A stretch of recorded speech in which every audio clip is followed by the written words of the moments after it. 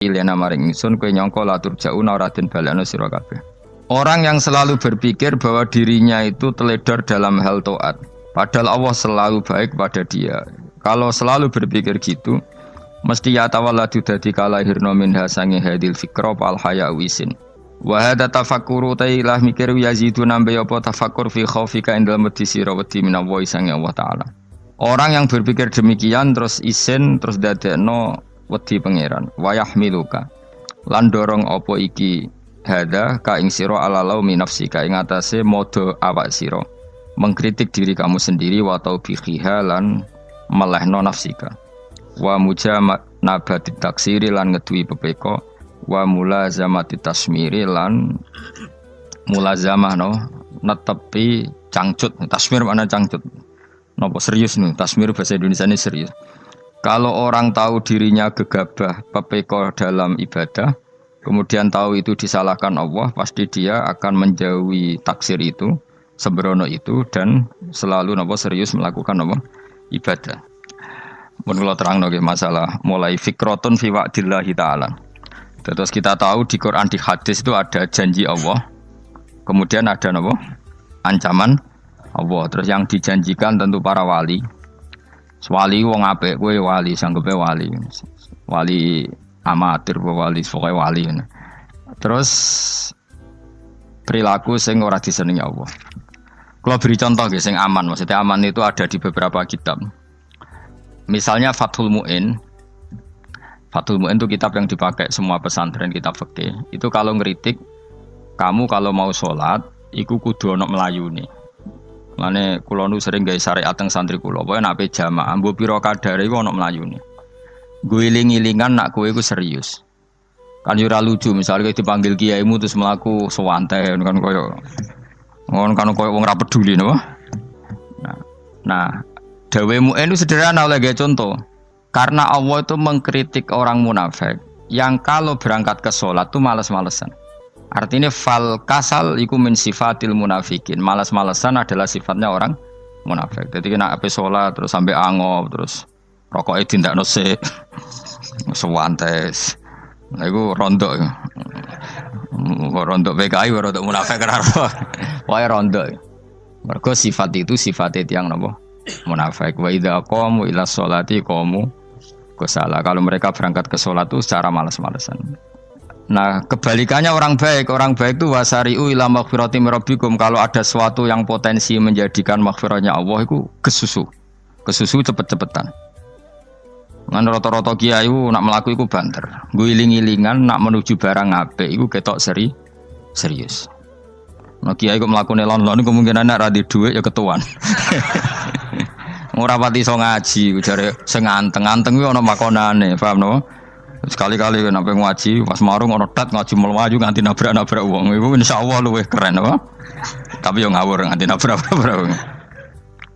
Kalau cerita, dadi mulane kadang wong khusuk ora wali, Mas. Kok kowe nu angel dadi wali. Mergo nek ape ngaji ku angop niku ora wali-wali.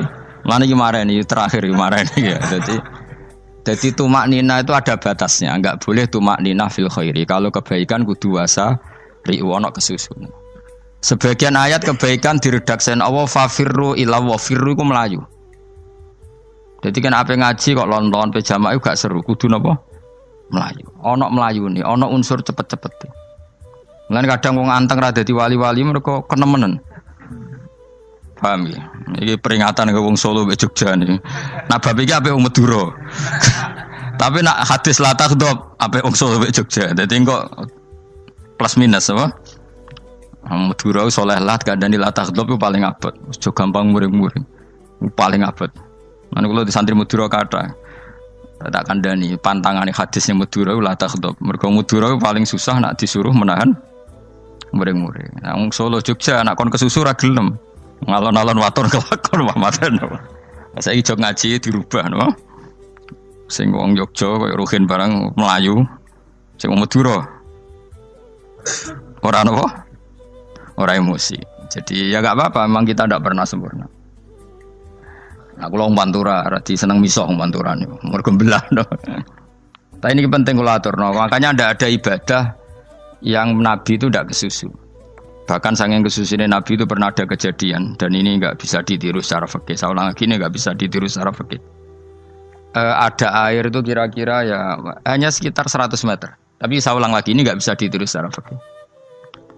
Nabi itu tidak wudu, tapi tayamum yang dekat sama debu di dekat kamarnya Nabi.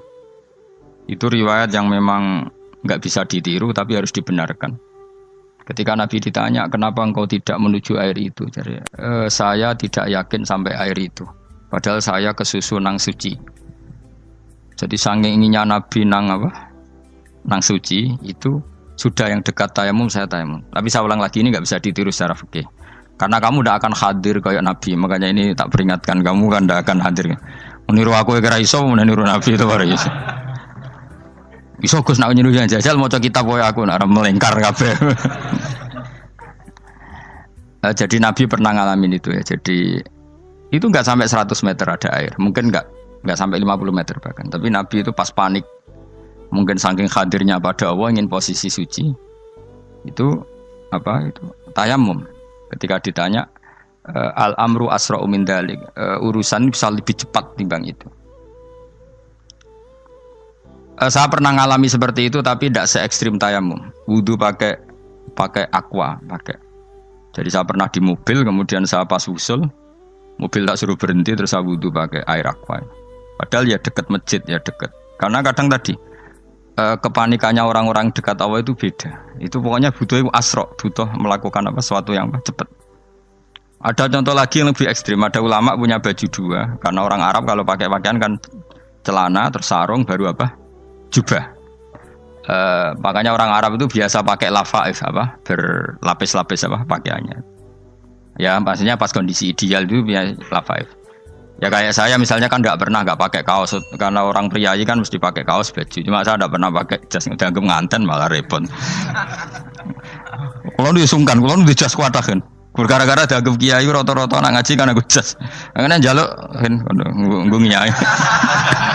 Wah bingung, bos ngekek iku niat sakake, Gus Bak ora jas ora kelar tuku tapi ya ora ro. Niate elek bape ya ora ro. Kemungkinane iku nganggep aku ora kelar tuku terus ngekeki. Itu berarti suudzon yang terlembagakan. Kemungkinane ya saking takdime wae kepengin kiai ini duwe jas. Utawa kemungkinane nih Gus Bak iku lho mau ben dikekno wong ra jelas-jelas ya. Enggak ngerti dan ndak perlu dikonfirmasi ben supaya ngamal. Lah kiai ini lagi wudu, wong Arab lagi adus ning hammam. Hammam itu pokoke dhisik kan ana pemandian umum sekarang sama lah di. Pas di pemandian umum itu beliau ditunggoni santri nih, mulai dulu ya memang ada adat ya kalau kadang kiai tindak itu di daerah santri nih.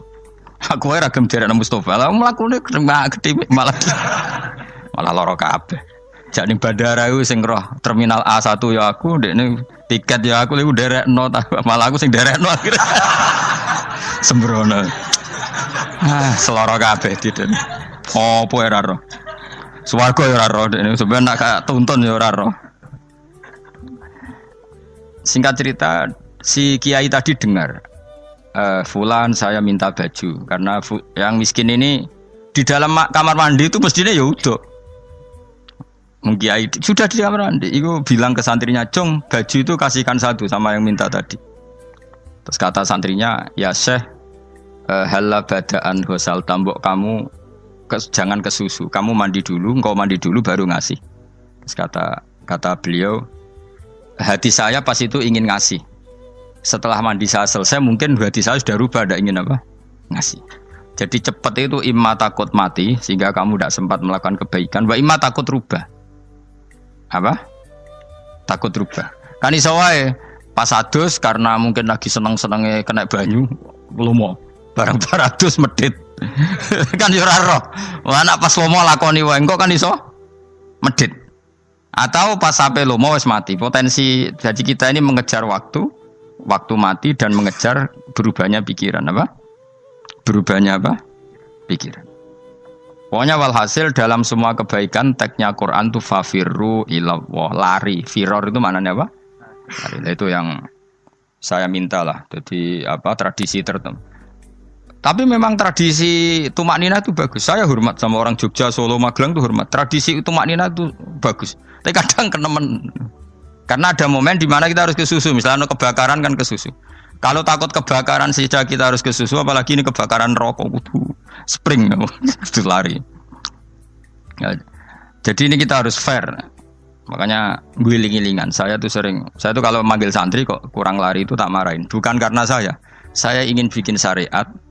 Kalau mau jamaah gitu, sa'i samu kudu mlakune iku beda. Makanya sa'i itu kan maknanya melaku kecil. Itu hebatnya Islam. Tawaf itu kan yang 3 kali pertama itu disuruh romal. Romal itu lari-lari apa? Kecil. Sa'i juga sama. Itu guling-gilingan, kita ndak boleh sowan pangeran dingin-dingin saja. Emang kalau loh. Cara pangeran terus ana wong tawaf mlaku mbek angop terus santai. Iku bangune apa ibadah? Kangen aku ta ora kok saenake dhewe. Nek melayu kan seru. Apa? Senajan tau ketemu pangeran Gusti paringi sugih wis ngono lah pokoke. Ya ora kurang ajar melayu ku susu jebule njaluk apa? Sugih. Ya eling-eling ya. Jadi ini kula suwun lah. Tapi ora 100 gebut mlaku 120 iku ngawur nek iku. Pokoknya ono kesusune lah. Entah berapa kadarnya itu ono. Mergo istilah pangeran apa wasari'u bergegas lah. Ya apa? Makanya Nabi dulu pinternya gitu. Ada Bani Sulaim, Bani Ghifar itu punya adat tumak nina. Itu sama Nabi dipuji. Adat kamu bagus tumak nina, tapi dikurangi tumak ninahnya kalau dalam kebaikan harus ke susu. Ada daerah yang temperamental. Dikandani Nabi la taghdab. Ya sama seperti di kita kan. Orang Madura di bab musyawarah ahlal khairat mungkin bagus, tapi di la taghdab kurang. Orang Solo, Jogja di tumak ninah bagus, tapi di musyawarah kurang. Jadi makanya ini barokahnya ngaji ya dirubah sidik-sidik. Maksudnya yang plus minusnya itu dirubah. Karena saya belum pernah menemukan tag orang baik itu diredaksikan tenang, tapi semuanya redaksinya apa? Wasari'u. Wasari'u itu apa? Bergegaslah. Fafirru, larilah. Jadi fafirru ilallah, maka larilah. Firu itu lari apa berjalan? Lari. Supaya maksudnya lari itu tidak harus lari kayak pembalap itu enggak. Pokoknya ada unsur kesusune gitu. Ada unsur bergegas. Dan karena ada etis memang, misalnya saya sebagai anak dikasih tahu babak atau kangkang Gus ibu sedang gerah. Serono sewantai itu kan kayak gak ngergani wong tua. Kudu ono melayu. Dan di sini ini maka diredaksikan di semua riwayat Nabi itu kalau jalan wa idza masa, Nabi kalau jalan itu fakaan namayan hattu min sobabinir taqo. Semua dibak menerangkan apa Nabi kalau jalan itu seakan-akan turun dari tangga. Maknanya cepet. Fakaan naman hatto min sobabinir taqo. Jadi Nabi kalau jalan itu cepet. Ya dong ini ya. Paham ya? Ngiling-ngiling anak. Ciri utama berpikir secara Qur'ani adalah apa? Kamu mencari sifat-sifat wali Allah. Dan ternyata sifat wali-wali Allah itu musyaroah ilal khairat, kalau melakukan kebaikan ke susu. Dan sifat orang munafik itu kalau melakukan kebaikan bermales-malesan. Wa idza qamu ila sholati qamu kusala. Sehingga kata Fathul Mu'in, kalau kamu sholat kudu ono kesusune, ono nasate, guling-gilingan kamu biar tidak berkategori munafik. Karena orang munafik kalau wa idza qamu ila sholati qamu kusala. Kalau sedang mau sholat malas-malasan. Nah, intinya gitu cara jadi mufassir, cara jadi pemikir Quran yang baik apa? Sifatnya orang baik dikumpulkan, kemudian kamu ingin diri itu. Sifatnya orang buruk kamu kumpulkan, kemudian kamu menghindari sifat itu. Misalnya Allah cerita Fir'aun. Fir'aun itu penyakitnya apa? Istagna, merasa kumoluhur, merasa tercukupi semua. Itu sifatnya apa? Fir'aun. Tapi sifatnya orang baik itu ya Yuhannasu antumul fuqara'u ilallah. Sifat orang baik adalah merasa fakir, merasa enggak siapa-siapa di depan Allah Subhanahu wa taala. Sehingga keangkuhan itu sifat Fir'aun, merasa fakir, merasa enggak siapa-siapa adalah sifatnya orang baik. Makanya nadumanya Habib Abdul Haddad masyhur itu. Ana abdun soro fakhri dimna fakri, itu yang sering dinyanyikan, dilakukan para wali-wali itu apa? Ana abdun soro fakhri dimna fakri. Jadi ana uta ingsun abdun kawula. Soro ingkang dadi apa fakhri kebanggaan ingsun iku dimna fakri mergo fakir ingsun. Jadi saya ini hambamu ya Allah, yang sebagai kebanggaan saya adalah saya selalu butuh kepada engkau. Karena ciri utama orang jelek adalah hidup seakan-akan nggak butuh sama campur tangannya Allah Subhanahu wa ta'ala. Kalau saya punya uang pasti senang, punya jabatan pasti senang. Saya jadi menteri mesti beres semua, saya jadi gubernur beres semua. Merasa bisa semua itu min sifati Fir'aun, itu sifatnya Fir'aun. Tapi kalau kamu jadi menteri, jadi gubernur, saya tidak siapa-siapa tanpa pertolongan Allah. Saya kiai pun tidak bisa apa-apa tanpa pertolongan Allah. Saya orang baik pun tidak mesti dijamin baik terus tanpa pertolongan Allah. Sehingga selalu la haula wala quwata illa billah. Saya bisa menghindari maksiat ya karena Allah, bisa melakukan taat juga karena Allah. Nah, orang yang seperti ini itu jenis ana abdun soro fakhri dimna fakri. Saya ini adalah hamba. Yang menjadi kebanggaanku adalah karena saya selalu fikir, selalu butuh kepada engkau. Ini penting kalau terangkan, jadi supaya orang terbiasa. Dan kalau seneng ngaji ini paling seneng. Kenapa saya ngaji seneng? Karena tadi kebaikannya Allah, nikmatnya Allah saya omongkan. Sehingga dengar orang banyak bahwa Allah itu baik, Allah itu zat yang kita tuju, Allahus Somad. Jadi kalau saya jadi wali karena di kamar 40 dino, paling terkenal wali, terus wong salam template yo ndongakno. Sing untung aku mau ora untung blas. Lan cara bapak wali be ulama iku mulya ulama. Wali iku nak terkenal wali paling banter wong sowan nggo gula, sing untung ndekne. Tapi kalau ulama menerangkan kebaikan, orang dengar semua, akhirnya Islam menjadi syiar. Lan padha-padha dadi wali ulama ambek wali iku ya dhuwur ulama. Mbok ambek kowe dhuwur kowe mergo ora ono makome dadi. Terbangem kan cepet kaya kapuk tapi cebloke tok laut. Wong nek ora di makom iku kaya kapuk. Terbangnya cepet tapi gak tahu jatuhnya di mana. Dieling-eling ya, dados kula suwun sanget. Selama ini adat kita buruk. Nak nyongko anteng apik juga anteng fil khairat. Ketika kebaikan pun respon kita anteng, tidak boleh. Dalam kebaikan harus musaroah, harus apa? Musaroah. Musaroah itu kesusu. Nah itu makanya filosofinya apa? Kalau tawaf pertama juga kon cepet. Sa'i namanya ya sa'i. Sa'i maknanya apa? Lari-lari kecil. Jadi kalau bahasa Arab itu masya yamsi masyan itu jalan biasa. Kalau sa'a yas'a sa'yan itu jalan agak lari. Makanya darani sa'i. Kau oleh sa'i kok leha-leha ora oleh. Tapi aja terus numpak skuter balapan yo aja. Mulai bingung mbek wong saiki. Nah wong sepo numpak skuter pantes saiki sing nom-nom lah do numpak skuter. Terus nek sing wengkek pasangan suami istri skuteran pun tuaf. Aku wis kodho malaikat mbarno aja tampa. Mangkel wong. Lagi ini sing hafal Quran ngalim diselipi ya perkara ade kono kanggo skuter. Aduh maten. Ijek enom nak tuwek tak malu. Ijek enom kan. Iku wajib mbok pasutno kan. Pasute wong fikir mandi yakin. Wah, nak wis yo terlalu senajan sah yo tapi terlalu cek nom. Kadang kebualah pan serwet Mas. Piye karepe Arab Saudi ngono diolehno. Cara kula penguasa Arab sing tuwek tok meh mati tak oleh sing nom-nom tutuki ngono. Tapi yo pancen yo sanak saya sah sekedar sah. Tapi terlalu. Mosok sowan pangeran nganggo skuter muter. Aduh. Nah, sembrono. Yo coba lakoni ku awas kowe. Kecuali guys tuwek meh mati wis ngono. Tuwek ora meh mati yo aja. Aneh-aneh. Ya maksudnya kesusu ora ngono iku. Tok budi wae. Wa minha anta tafakkar nggih. Eling-eling nggih wae nggih napa sifatnya orang baik yang di Quran itu kita pelajari lalu kita tiru. Misalnya sifatnya orang baik termasuk apa itu ala inna auliya Allahi la khaufun alaihim wa lahum tidak pernah punya rasa takut, rasa gelisah itu harus kita tiru. Karena kalau kita punya rasa gelisah itu biasanya lama-lama agak ridho mbek kodok qadar. Jadi kudu ceria. Lho kula nu sebagai manusia sering susah. Tapi saya paksa, susah itu saya hilangkan. Karena kalau saya rasakan susah terus, lama-lama saya agak ridho mbek kodok qadar. Makanya saya paksa seneng tak paksa. Sesuai kulino. Nganti kula sakniki ra iso susah. Di murid kowe ra jelas ora iso susah. Saking apa?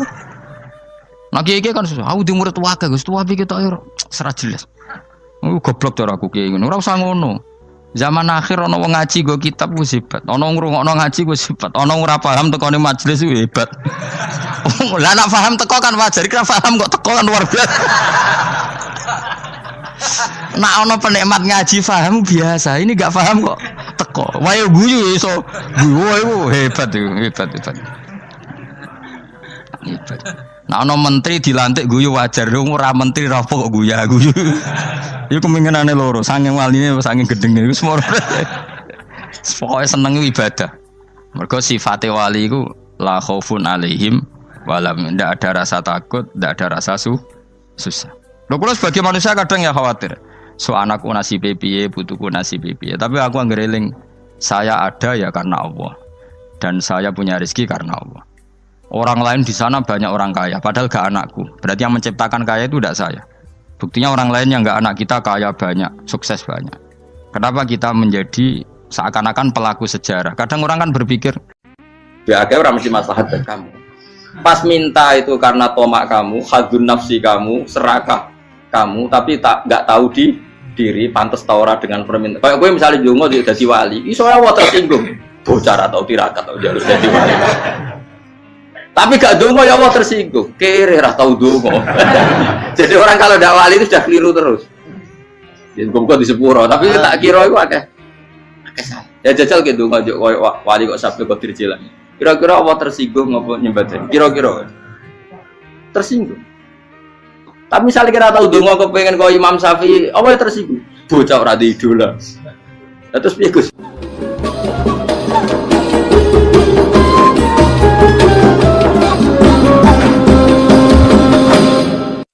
Artinya gini loh, ketika manusia mengatakan mampu, itu ada sekian hal yang manusia itu tidak ikut melakukannya, tidak ikut menciptakannya.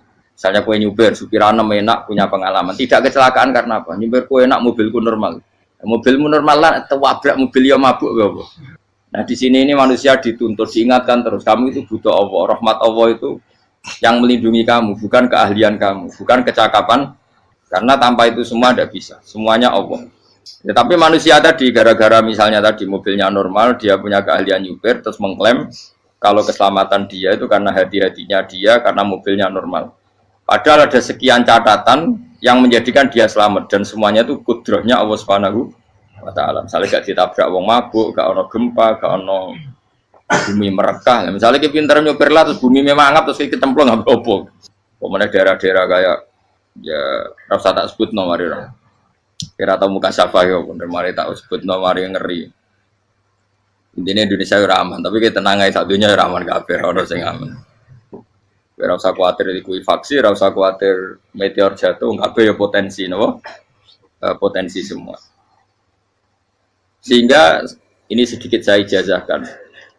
Suatu saat kata Rasulullah, saya yang Mu'ad melihat kamu hanya sejengkal di depan para ulama ketika nanti di akhirat. Terus Mu'ad tanya, Rasulullah tanya, kenapa kamu hanya satu jengkal dengan derajatnya para ulama ketika sowan Allah? Terjawabnya Mu'ad, kamu punya amal apa? Terjawabnya Mu'ad, ya Rasulullah, saya tidak pernah melangkahkan satu kaki, kecuali saya tidak pernah yakin apa bisa melangkahkan kaki yang satunya. Dan saya tidak pernah mengunyah satu makanan, kecuali saya juga tidak pernah yakin apa bisa menelannya. Dan saya tidak pernah bernafas satu nafas kecuali saya tidak yakin apa bisa nafas berikutnya. Saking dia tergantung ta'aluk semuanya sama kudrahnya Allah Subhanahu wa Ta'ala. Kalau kita ini kan sok. Kalau makanan sudah di depannya kayak pasti bisa makan. Kalau dia sudah sehat jalan seakan-akan pasti bisa meneruskan. Padahal 0, sekian detik gue melaku dihantam mobil ya selesai. Misalnya stroke ya selesai, tidak bisa jalan. Sehingga para wali-walinya Allah itu orang yang filah gotin min lahagotagi, setiap kedipan dia, setiap perilaku dia itu hanya ta'aluk ambil Allah Subhanahu wa Ta'ala. Itu yang disebut ya ibana su antumul fuqara unawa ila. Nah kemudian resiko makom ini, ya semua makom tak ada resikonya. Resiko makom ini itu biasanya dia lupa doa. Kenapa lupa doa? Karena doa itu terdefinisikan. Tak wari ilmu hakikat terus rungokno wis ra paham lah tak ulangno. Ya resiko ilmu saya ingatkan. Ilmu itu kan ada dua. Ada ilmu yang karena didefinisikan. Dan itu akhirnya menjadi masalah. Sebenarnya ilmu itu tidak perlu definisi. Kedua ilmu yang kita rasakan. Misalnya gini, kalau saya tanya, kamu pernah nggak minta jadi punya uang banyak? Nggak tanya, pernah nggak minta? Terus artinya minta itu apa? Terus kita mendefinisikan. menengadahkan tangan, bilang ya Allah, saya minta uang banyak, saya minta ingin beli mobil. Itu namanya apa? Tidak jauh saja. Doa kan? Itu kesalahan kita. Kesalahan kita mendefinisikan doa itu misalnya menengadahkan tangan dan memohon dan menyebutkan permohonannya. Permohonannya itu terus disebut doa. Tapi kalau menurut Allah, sistem tubuh kamu yang menghendaki punya mobil, sistem tubuh kamu yang ingin punya uang banyak, reaksi tubuh kamu yang terhinakan karena ditagih orang atau butuh uang. Ini menurut Allah ya sudah kamu itu peminta-minta. Saya ulang lagi ya. Sehingga menurut Allah kamu minta tidak minta ya tetap berstatus peminta, pengemis. Nah, orang-orang yang sudah wusul, meskipun itu kondisional ya, tidak selalu. Itu ya dia pikirannya menengadahkan tangan apa ndak ya sama saja tubuhnya merasa minta. Sehingga dia tidak perlu mengekspresikan minta. Nah, terus orang yang fikih bilang seperti itu tuh sombong, wong kok gak tahu dungo. Sebetulnya keliru vonis orang fikih. Bagaimana mungkin dikatakan sombong? Dia reaksi tubuhnya, elemen tubuhnya sebetulnya meminta. Dia tidak berkategori meminta karena ilmu kadung didefinisikan kalau minta itu yang seperti ini. Itu kan lama. Nanti kalau suatu saat Indonesia yang kuasa itu terlalu NU atau terlalu yang tidak NU, lama-lama ada definisi. Misalnya yang dikatakan tahlilan itu apa? Ya bid'ah, Nabi tidak pernah tahlilan. Sahabat tidak pernah nahlilin Nabi. Malah nggak ngaji Nabi jadi tahlil. Mana nih tahlilan jalukno sepuro mayit, ngaji Nabi jalukno sepuro. Sehingga dengan tradisi itu tahlil itu masuk definisi bid'ah. Karena nggak pernah dilakukan sahabat dan para tabi'in. Ya salahnya kamu definisikan. Tapi kalau udah kamu definisikan, sindiarani tahlil, ya mau la ilaha illallah. Terus, mungkinkah satu bacaan la ilaha illallah dilarang? Wong ra oleh maca kalimat tauhid. Jadi misalnya tahlil iku nafatno kalimat tauhid. Oke tok yo ora ngara iso dilarang, tapi nak tahlil iku mitung dinane mayit kaya Buddha, samane kriminal. Enak. Ya sudah seperti itu. Makanya banyak orang salah itu karena ilmu kadung didefinisikan. Nah, definisi itu sebenarnya tidak mengikat dalam banyak hal. Ini penting saya utarakan. Ya karena seperti itu. Makanya itu masalah-masalah besar antara kita dan firqah-firqah yang lain. Masalah ahli sunnah, terus masalah yang lain-lain. Memang, ya sudah seperti itu. Ya saya ulang lagi ya. Ketika Nabi Ibrahim mau dibakar Namrud, itu masyhur cerita itu. Dan kemudian jadi Nabi namanya Habib Syahid. Habib Syahid itu sebetulnya hanya ngutip Habib Abdul Haddad. Jadi syair itu sebenarnya ada di Diwanul Haddad. Apa? Diwanul Haddad. Diwanul Haddad itu syair-syair Abdul Haddad ketika beliau usul, beliau mukasyafah. Terus bagian dinyanyikan Habib Syahid terus jadi populer. Saya ulang lagi ya. Tubuh kita, misalnya kamu lapar, perut kamu kan mereaksi minta makan. Andaikan kamu itu Tuhan, kan kamu tahu bahwa perut kamu itu minta makan. Tanpa kita bilang, ya Allah saya minta makan, Allah tahu kalau reaksi tubuh kamu minta makan. Sehingga orang yang tidak minta pun asal makomnya makom yang ikror, mengakui kalau dia butuh, ya namanya sudah minta. Tapi fikih kadang mendefinisikan sing darane minta itu misalnya madhep kiblat terus menengadakan tadi dan sebagainya. Ya sudah kita sebagai orang pengikut ya yang ikuti fikih, yang ikuti tasawuf sebetulnya itu definisi yang sepihak. Sehingga ketika Nabi Ibrahim mau dibakar Namrud, masyhur itu cerita itu. Beberapa hari mungkin bulan-bulan orang disuruh Namrud cari kayu sebanyak-banyaknya. Ketika kayu sudah terkumpul mungkin satu lapangan, Ibrahim mau dibakar. Pegawai Namrud itu bingung caranya mencalok Ibrahim. Mereka saking gedene napa? Api. Nak dincalok ado iku ratok tengah. Nak diparekno iku kepanasan. Masyhur. Terus setan zaman itu orang akeh dadi setan tenan. Saya kan duplikate sakeh dadi setan ra tau muncul. Wong duplikate wis napa? Akeh. Singkat cerita setan itu muncul pura-pura jadi manusia terus ditemukan manjane. Manjane ya semacam ketepil besar yang jadi mana ya dari kiai-kiai ketepil haram mergo penemune setan. Jari ini tuh. Tapi nak manjanik penemune setan tuh betul walhasil terus dibikinkan satu manjanik semacam ketepil besar terus Ibrahim dilemparkan ke api. Lewat apa? Ketepil tadi idenya siapa? Setan. Nah, ketika di tengah api itu unik. Kata malaikat Jibril datang terus tanya sama Ibrahim, ya Ibrahim, apa kamu butuh saya? Butuh. Alakah haja, apa kamu punya kebutuhan? Jawab Ibrahim, lah, saya tidak punya kebutuhan. Amma ilaika fala, kalau ke kamu ndak.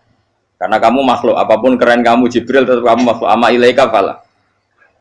Ndak, maksudnya butuh ke Allah nanti saya nyampaikan. Mana dinya Nabi Ibrahim, kalau Allah tidak usah kamu sampaikan ya sudah tahu. Gua Mbak Jibril. Oh, aku itu ditekak kan. Ya saya ulang lagi, apa kamu punya kebutuhan? Alaka hajalah ama ilaika fala, kalau ke kamu ndak. Ndak maksudnya butuh ke Allah nanti saya sampaikan. Karena Jibril yang mentang-mentang dekat sama Allah dan tukang memberi informasi. Tapi kata Ibrahim, kalau ke Allah sih nggak perlu kamu, dia sudah tahu. Nah itu terjadi nadumanya Habib Abdul Haddad Masyhur itu apa? Hasbi min su'ali ilmuhu bihali. Jadi cukup ilmunya Allah itu menjadikan saya tidak perlu minta. Hasbi min su'ali ilmuhu bihali. Jadi ada kondisi tertentu yang para wali itu, saya ulang lagi, kondisi tertentu yang para wali itu ya tidak minta. Tapi kalau itu ditiru jenengan semua ini jadi keangkuhan. Kenapa? Wes ora ndonga tangane ditenangkan. No, atine ora eling pangeran, kan akhirnya ra njaluk tenan. Jadi aja niru wali-wali. Nah, wali-wali itu kan misalnya tangannya tidak menengadah tapi semua sistem tubuhnya merasa butuh sama Allah. Saya itu pernah ya. Tapi itu kondisional dan saya juga ngulang tidak mesti bisa. Ketika saya umroh itu pernah saya ada satu kondisi itu doa ya di putaran pertama terus. Di putaran pertama saya berdoa ya agak banyak di multazam. Putaran kedua mau berdoa sudah tidak berani lagi. Sampai ke-7. Hari kedua ya tidak berani, hari ketiga tidak berani. Nah seperti itu tidak bisa dibuat-buat meskipun saya juga agak ingin. Tapi ya pas itu ya nggak bisa. Gara-gara itu korban kitab hikam, ya kitab hikam yang terkenal. Kitab hikam itu pernah cerita gini. Rubbama dallahum al-adab ala tarkit tolak. Terus di antara makalahnya itu wa inna ma yunabbahu man yajuzu alaihil ikhfal. Tapi kamu jangan niru dosa kan. Tapi jangan ingkar ilmu ini tambah dosa kowe. Jadi niru ya dosa, ingkar ya dosa. Jadi ada seorang wali kata hikam. Kadang-kadang seorang wali itu mau doa diulang itu sungkan. Kenapa? Yang perlu diingatkan tuh yang potensi lupa. Allah kan masih ingat doa kemarin. Lalu gara-gara saya sebelum umroh itu mensinau kitab hikam itu agar itu ya Allah. Sing tak dungani wingi eling kok tak eling nomene ae. Dadi wa inna ma yunabbahu man yajuzu alil fal, yang bisa diingatkan hanya orang yang potensi lupa. Sementara Allah tidak akan. Tapi kan akhirnya doane eling. Ya Allah kayak kemarin. Hari ketiga ya Allah kayak. Makanya menurut saya ilmunya orang hakikat itu juga ada sisi kriminalnya karena ya tadi. Tapi kamu ingkar ya keliru. Memang Allah gak mungkin lupa, ngapain kamu ingatkan? Makanya menurut saya Allah itu mangga terbaik, bener-bener Rahman Rahim. Mestinya nak Allah terbaik, kue dungo bedino malah ngamuk. Lah aku lali tapi mbok eling dong. Tapi Allah itu ya maklumi ya, dengan kekeliruan. Kita ini kan selalu keliru, dungo terus ya keliru sebetulnya. Karena seakan-akan kan mengingatkan seseorang yang mungkin lupa. Wong Allah tidak pernah lupa kok, kamu ingetin terus. Atau kamu menggurui Allah, yaitu ya Allah nang sebadani kalau di duake, padahal nggak mesti maslahat bagi kamu. Duake orang mesti maslahat bagi kamu. Maka ada sekian contoh yang wali itu dibully pangeran. Saya sering cerita, banyak cerita wali itu dibully pangeran, digarap ya pangeran. Ini gara-gara salah itu. Saya pernah cerita dan itu ada di hikam betul di kitab itu. Itu ada. Ada wali itu tukang hamal itu manol di pasar, itu tukang angkut. Jadi kalau ada orang bawa barang berat diangkut dia, terus misalnya kalau dulu mungkin ya ke kereta atau ke singkat cerita terus diupahi. Setelah dapat apa dia pasti pulang karena dia hanya butuh makan satu piring, karena dia tirakat makan satu piring untuk ibadah 24 jam. Singkat cerita dia ngeluh, ya Allah, kamu tahu, engkau tahu, saya ini pecinta engkau. Saya ini hanya butuh makan satu piring untuk kuat sholat. Tapi kenapa harus jadi juru manol? Berilah saya rezeki yang tanpa kerja. Nah, selang sekian hari dia dituduh maling, terus di penjara, terus dapat rezeki tanpa kerja. Dia terjawab kenapa jadinya gini? Kan kamu minta rezeki tanpa kerja. Ya itu penjara itu rezeki tanpa kerja kan. Jadi Allah memperlakukan para walinya itu memang unik. Ya kadang dibully. Sehingga dalam cerita-cerita kenabian, kata Qadiyat itu, nggak ada orang yang sering dibully Allah kayak nabinya. Karena nabi itu orang yang dicintai Allah. Jika salah sedikit saja itu, cara pangeran, cara kampus itu digarap, pokoknya dipelonco, pokoknya salah sedikit. Misalnya begini, Nabi Yakub itu kan nabi.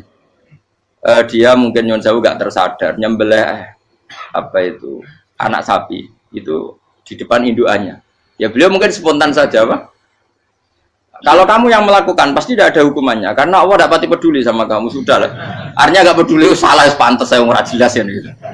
Tapi ini Nabi. Ketika itu terus indukannya sapi tadi, ya Allah, Yakub itu kekasihmu. Saya tidak berani sama dia karena dia kekasih. Tapi saya tetap menuntut keadilan. Dia harus merasakan susahnya dipisah dengan anak.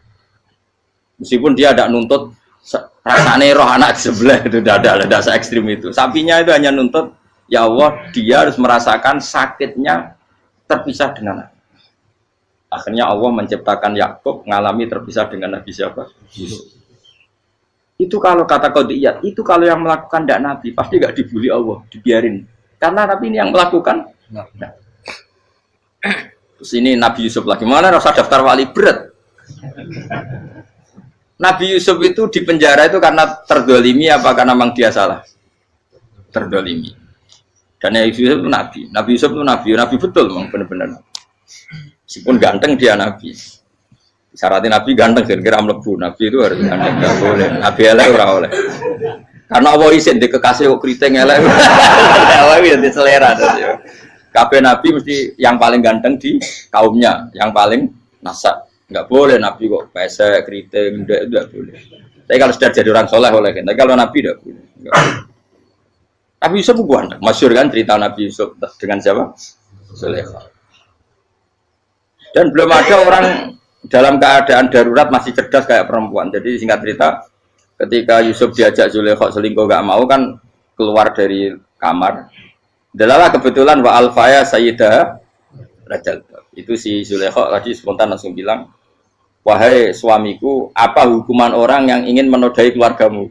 Itu wong wedok. Padahal dia agak terencana, dia pun nggak bayangkan kepergok suaminya. Itu dalam keadaan kepergok itu masih cerdas. Suamiku, apa hukuman orang yang mau menyelingkuhi keluarga Anda? Singkat cerita suaminya murka, terus Yusuf di penjara, terdolimi. Ketika di penjara, kemudian Yusuf punya keahlian mentakwil mimpi. Kan tadi suaminya Zulaikha itu tidak sampai raja ya, kira-kira PM atau menteri. Raja itu punya mimpi yang bisa nakwil itu hanya Yusuf. Singkat cerita terus utusan raja datang ke Yusuf dan takwilan Yusuf terbukti benar. Tapi Yusuf ini seorang nabi, saya ulang lagi Yusuf seorang nabi, dia tapi ya manusia.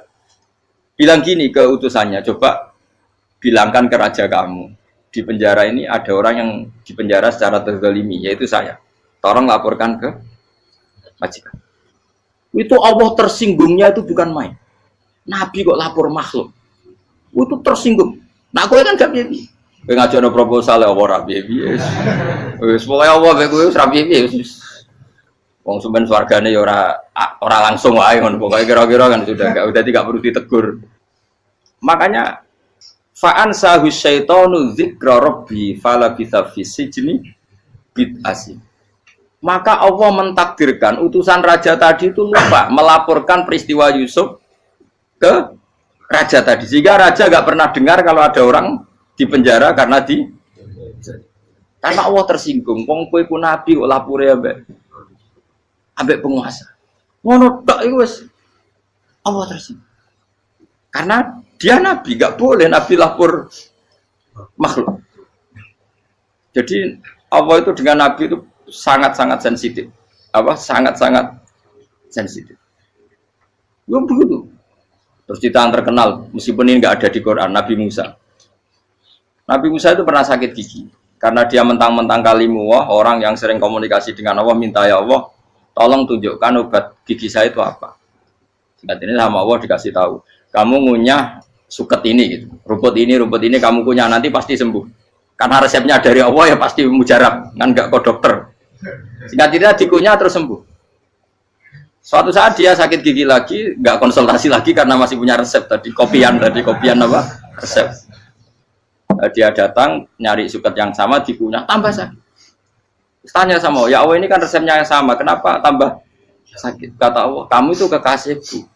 Ora nak sing ngobati ku aku ra suket sembrono. Semenjak itu Nabi Musa pernah resep lagi sudah. Andikan tuh kamu, pasti Allah juga gak tersinggung. Makanya kata Qadiyat, kenapa para nabi sering ditegur itu bukan karena Allah murka, nabi itu beda. Jadi kesalahan kecil atau apa-apa yang menurut kita ada salah itu untuk nabi salah. Makanya di ahli sunnah ada kaidah apa? Mimba bihasanatil abror sayyi'atul muqarrabin. Pernah dengar kaidah apa? Mimba bihasanatil abror sayyi'atul muqarrabin. Sesuatu kalau dilakukan umumnya orang itu hasanah atau kebaikan, tapi kalau dilakukan para nabi itu salah. Karena apa ya? Saking dekatnya dengan Allah. Saya ulang lagi apa? Mimba bihasanatil abror sayyi'atul muqarrabin. Jadi nabi itu beda. Nah, para nabi itu orang-orang yang mengalami fikir yang doa resmi kayak siapa tadi? Definisi fikir ya sering. Kayak definisi orang tasawuf yang sering. Sehingga ketika nabi berdoa ya memang secara disiplin ilmu yang namanya berdoa ya minta Allah dengan mengadakan tangan. Ketika enggak berdoa karena nabi sadar Allah tidak perlu diingatkan lagi, pasti masih ingat gitu. Jadi dua-duanya benar terus. Makanya Nabi itu lam yazal fitaroki, Nabi itu selalu naik derajatnya. Karena pas minta ya benar, pas tidak minta ya. Tapi kamu jangan niru, dosa kan. Tapi jangan ingkar ilmu ini, tambah dosa. Jadi niru ya dosa, ingkar ya dosa. Jadi ada seorang wali kata hikam. Kadang-kadang seorang wali itu mau doa diulang itu sungkan. Kenapa? Yang perlu diingatkan itu yang potensi lupa. Allah kan masih ingat doa kemarin. Lalu itu gara-gara saya sebelum umroh itu mensinau kitab hikam itu agar itu ya Allah. Sing tak dungani wingi ejek eling kok tak eling no meneh. Dadi wa inna ma yunabbahu man yajuzu alil yang bisa diingatkan hanya orang yang potensi lupa. Sementara Allah tidak akan. Tapi kan akhirnya doanya eling. Ya Allah kayak kemarin. Hari ketiga ya Allah kayak. Makanya menurut saya ilmunya orang hakikat itu juga ada sisi kriminalnya karena ya tadi. Tapi kamu ingkar ya keliru. Memang Allah gak mungkin lupa, ngapain kamu ingatkan. Makanya menurut saya Allah itu mandat terbaik, benar-benar Rahman Rahim. Mestinya nak Allah terbaik, kue dungo bedino malah ngamuk. Lah aku lali tapi kok hilang dong. Tapi Allah itu ya maklumi ya, dengan kekeliruan. Kita ini kan selalu keliru, dongo terus ya keliru sebetulnya, karena seakan-akan kan mengingatkan seseorang yang mungkin lupa. Wong Allah tidak pernah lupa kok, kamu ingetin terus. Atau kamu menggurui Allah, yaitu ya Allah nang sebadani kalau di duake, padahal nggak mesti maslahat bagi kamu. Duake orang mesti maslahat bagi kamu. Kalau kamu turun terus, pas minta itu karena tomak kamu, hadun nafsi kamu, serakah kamu, tapi nggak tahu diri pantas taura dengan permintaan. Kayak gue misalnya jongo jadi wali, iso Allah tersinggung, bocah atau tirakat atau harus jadi wali. Tapi gak dongo ya Allah tersinggung, kere ra tau dongo. Jadi orang kalau tidak wali itu sudah keliru terus. Ya gue di sepuro, tapi tak kira itu akeh salah. Ya jajal gitu dongo wali kok sabtu kok dirjelan. Kira-kira Allah tersinggung ngopo nyembadani? Kira-kira tersinggung. Tapi misalnya kita tahu dongo kepengen kau Imam Syafi'i, Allah tersinggung. Bocah ora di idola. Terus piye Gus? Piye kadung salah biasa wis. Wis bakat salah no. Bakat salah. Ini dongane sing gampang ae sing mesti bener. Rabbana dzalamna anfusana wa lam taghfir lana wa tarhamna lanakunanna minal khasirin. Saya pernah punya kitab dan kitab itu menurut saya luar biasa. Bahkan ketika adu bully itu, adu cara mahasiswa itu kayak pelonconan itu. Nabi sama Nabi pengiran gitu, dan itu sekali yang satu salah melakukan disiplin ilmu, pengiran itu degradasi. Dan Allah memang mengancam gitu. Kalau kamu melanggar ini, la biton namin diwanin nubuah. Nanti la amkuan namin diwanin nubuah. Kamu saya hapus dari buku kenabian. Tes-tesannya ya lucu. Misalnya begini. Kata Nabi Musa kan ditanya. Ketika dia khutbah ditanya orang. Siapa orang paling alim ya Nabi Allah? Sekarang orang paling alim itu siapa? Nabi Musa jawab, saya kan. Ya itu Allah tersinggung karena wong kok mletene ngono. Tapi andai kan Nabi Musa kok jawab Fauzi itu salah, tambah salah meneh. Atau enggak Pruhen, malah salah meneh. Tapi jawab Musa ya salah. Saya Gusti, saya kan. Orang paling alim siapa? Saya. Allah memperingatkan Musa, ada seseorang yang lebih alim ketimbang kamu. Coba kamu harus ketemu dia. Ketemu dengan cerita ketemu Nabi siapa? Khidir. Terus dalam 3 sesi ini, 3 babak ini buli-bulian. Nabi Khidir itu dalam 3 babak ini selalu kelihatan salah. Di antaranya adalah cara sekarang ya mungkin di gonjak sepeda motor atau perahu kalau dulu yang menggratisi dia numpangi sepeda motor malah spionnya dicopot gitu. Spionnya dicopot, dirusak. Tapi Musa kan sudah digratisin malah rusak yang motornya yang apa? Menggratisin. Nabi Khidir masih tenang. Kamu tidak paham. Ya, Nabi Khidir mesti distok kamu tidak paham. Itu kata syurrahul hadis termasuk Ibnu Hajar al-Asqalani bilang ini. Setelah itu kedua membunuh anak kecil. Musa tambah marah. Anak yang belum punya dosa kok kamu bunuh. Sampai 3 kali ada 3 peristiwa. Itu kata syurrahul hadis. Andai kan Musa kok diam tidak protes, maka dia akan disalahkan Allah. Karena dia berarti membiarkan kemungkaran di depan matanya tanpa reaksi.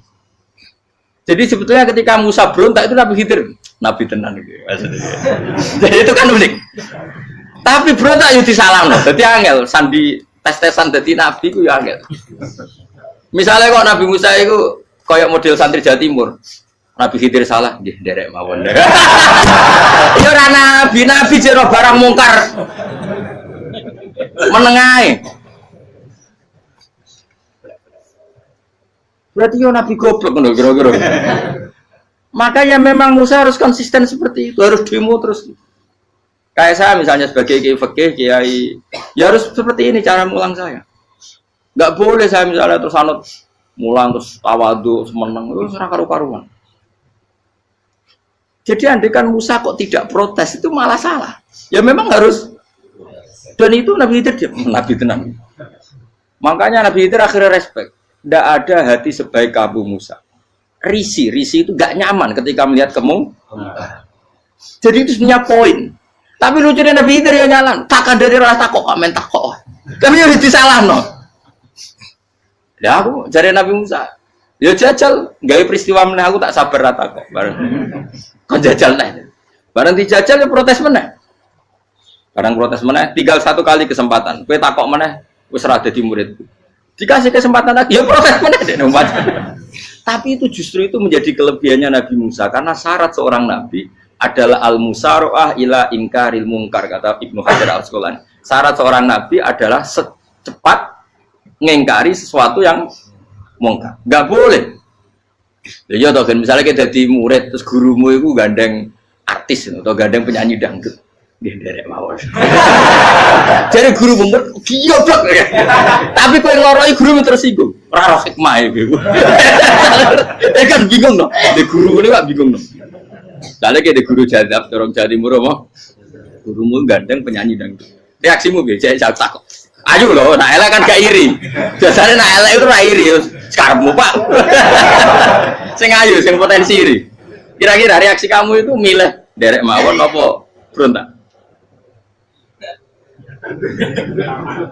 Gue nak gurumu wong alim, mesti nak pasti meneng. Muridku gila, gak sensitif. Roh barang mungkar dilakukan di depannya kok tidak reaksi, tidak protes, gak gebet tenang. Tapi lucunya guru mau nak protes ya, gak ada akhlak gitu. Guru lagi senengnya kok ora oleh. Nah Nabi itu kan buli-bulian. Jadi Nabi Khidir dengan Nabi Musa itu tepat-tepat. Karena 2 orang ini sama-sama kekasih Allah. Itu Nabi Musa justru barokahnya itu dia tidak pernah klasmennya di bawah Nabi Khidir. Semua ulama sepakat klasmennya Musa tetap di atas Nabi Khidir. Sehingga yang berlaku ya tetap ilmunya Nabi Musa bahwa membunuh anak kecil tidak boleh, merusak perahu milik orang lain tidak boleh. Karena Allah tetap lebih respect dengan ilmunya Nabi Musa. Nabi Khidir tetap ilmunya nggak dipakai, meskipun dia disebut hakikat. Karena ilmunya Nabi Khidir ngani ngoyo. Ngani ngoyo wong ape mutusno ngenteni nginceng Loh Mahfud. Lah sing iso iku sapa? Barang ra mungkin kok. Mulane Nabi Khidir terakhir menutup kalimatnya wa ma fa'altuhu an amri. Dzalika ta'wilu ma lam tasdi alaihi sob. Aku dhewe nglakoni ini ya ora roh, wis ditakdir nglakoni ngene wae. Dadi artine Peter ya ora paham. Jadi wa ma fa'altu an amri itu akhir kira-kira artinya saya sendiri tidak melakukan ini karena inspirasi saya sendiri atau keputusan saya sendiri. Tahu-tahu saya ditakdir melakukan.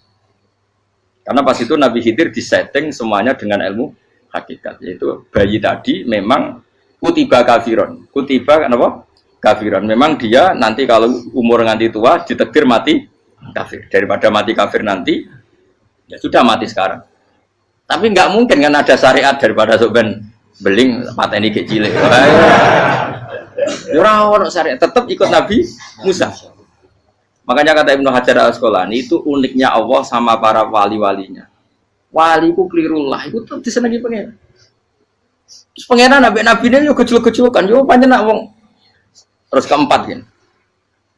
Tadi kan saya punya contoh 3, ini contoh keempat, ini terakhir. Kakean kok ilmu merah cukup tetap malah bingung enggak. Nabi itu minggat itu boleh enggak? Tanpa pamit, minggat itu pergi enggak pamit itu boleh enggak? Enggak boleh. Rasulullah meskipun kayak apa disakiti di Mekah itu enggak pernah minggat, enggak pernah hijrah. Saya ulang lagi, karena butuh izin. Tapi Allah pernah punya kekasih yaitu Nabi Yunus. Nabi siapa? Yunus.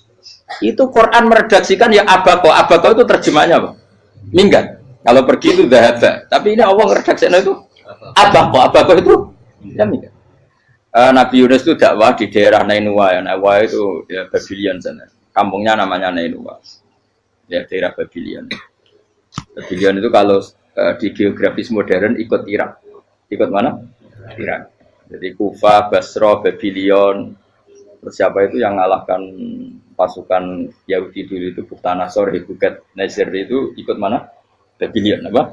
Babylon. Bama unzila alal malaka ini di Babila Harutama.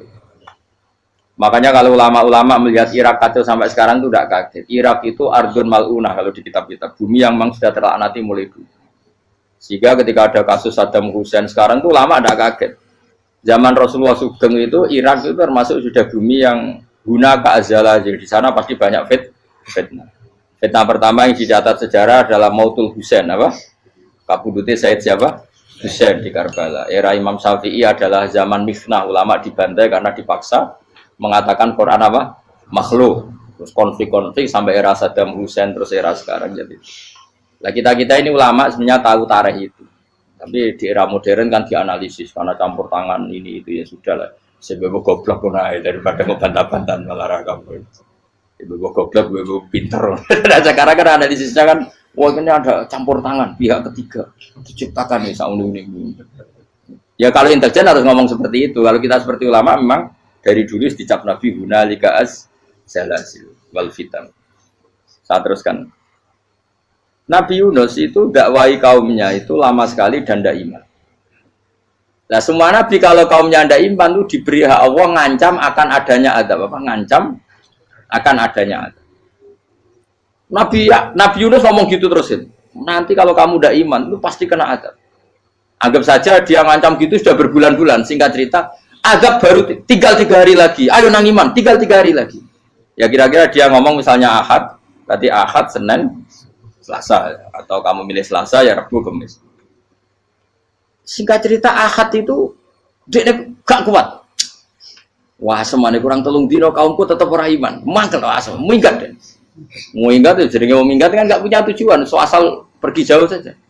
Ada perahu, sekenanya dia naik saja. Namanya minggat nih. Kalau bawa bekal terencana, bawa visa paspor kan plesir namanya. Jadi minggat itu ya gak, ya sekenanya gak persiapan. Singkat cerita sampai ikut perahu nelayan tadi terus. Zaman itu ya ada mitos, kalau ada gelombang yang nggak wajar, pasti ada orang minggat. Terus ditanya siapa yang minggat, Nabi Yunus kan orangnya jujur saya katanya. Ya sudah, yang minggat harus dicemplung gitu. Ya, terus ada yang agak baik, ya jangan gitulah. Ini kan kita semua butuh selamat. Judi dulu. Terus judi satu lagi ketemu Yunus. Coba mungkin salah udahnya judi lagi ketemu sampai 3 kali ya ketemu Yunus. Makanya fasahama fakana minal mudhadis, diuji dia kalah kemudian tenggelam. Fal taqamahul khutu wa huwa mulim. Terus dia diuntal, ditelan oleh ikan nun. Nah, di situ ikan nun digambarkan saking besarnya itu. Nah ini uniknya Allah sama kekasihnya. Sudah Allah menyalahkan tapi unik. Ikan ini kan itu sama Allah dikasih instruksi. Kamu nggak boleh makan dia. Dia kekasih saya. Terus ketika di tengah di perut apa? Ikan. Dia kegelapan. Terus Nabi Yunus cita-citanya satu, ya Allah. Kalau saya sumpah kiri saya tidak bisa baca tasbih. Akhirnya sama Allah disulap perut ikan itu jadi masjid. Jadi dia di dalam perut ikan ya santai saja tetap wiridan. Santai. Fana ada fi dzulumati alla ilaha illa anta subhanak inni kuntu minadz dzalimin. Ya dia santai aja wiridan karena perut ikan bagi dia adalah masjid. Ya dia disalahkan Allah karena abako tadi minggat hijrah tanpa pamit. Tapi juga dibela-belain Allah, ikan tadi tidak boleh nelan. Ini perlakuan Allah sama orang yang bikin. Tapi karena dia Nabi uniknya apa? Dino Ahad itu kaumnya do nginceng omah Nabi Yunus. Rame-rame nginceng. Lucunya cara nginceng gini. Nak Yunus ning omah berarti bodoh nih. Wong omah ana adab kok dene tengok-tengok. Bareng dinceng Nabi Yunus juga ada. Oh tenan ana adab. Mulane wonge rawani ning omah. Itu uniknya pangeran. Jadi umpama dekne ra minggat ya salah. Umpama dekne ora minggat berarti kaumnya jare apa ana adab ana gempa bumi liku faksi kok dekne ning omah. Lah nek ana tenan ra melayu. Nyatane gak melayu. Jadi mbak Allah didesain minggat. Tapi nak minggat jadi salah, Nabi ora pamit. Makanya masyhur saya itu punya kitab karangannya Habib Alim Alamah, babanya Habib Anis, Habib Ali bin Husain yang ngarang apa? Ali bin Muhammad bin Husain karang yang Simtul Duror itu. Itu diantara doanya gini. Tapi jangan tiru loh, berawali bro. Aku rawan ini loh. Cuma saya hafal secara ilmu, tapi saya tidak berani.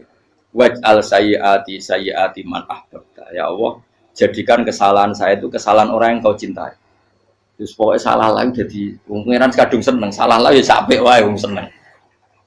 Waj'al sayyiati man ahbab. Terus koyo kowe lah dimanja wong tuamu, anak paling disayang. Salah wae lucu. Kowe cah cilik. Kowe seneng cah cilik. Salah wae lucu. Mecano gelas ya lucu, tiba ya lucu. Tibane cah tuwek-tuwek. Bocah jelalatan melane tiba. Nah itu barang kau mengincang omahe Nabi Yunus gak ono wong. Wah, berarti adab mau turun betul. Andai kan adab tidak jadi turun, pasti Nabi Yunus berani di tenang. Wes. Barang mulai malam Kamis, wah adab itu sudah kelihatan. Ada puting beliung, ada apa, sudah jelas pasti ada adab.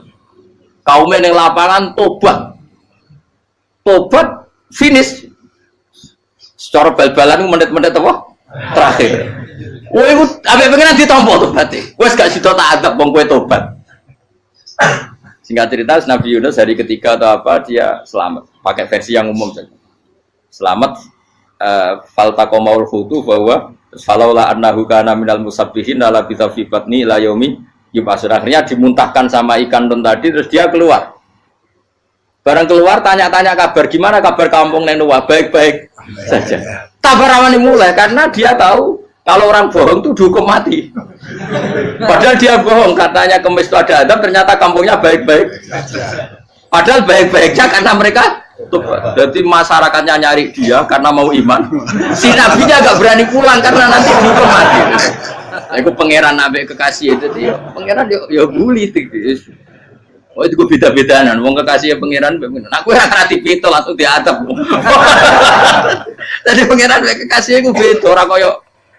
Akhirnya biar serapani mulai. Wah nak mulai aku disiksa. Perkara nih, kalau pembohong itu dihukum mati. Masyarakat yang golek tenan, mereka nalam Kemis kok ono adab tenan. Cuma terus do tobat.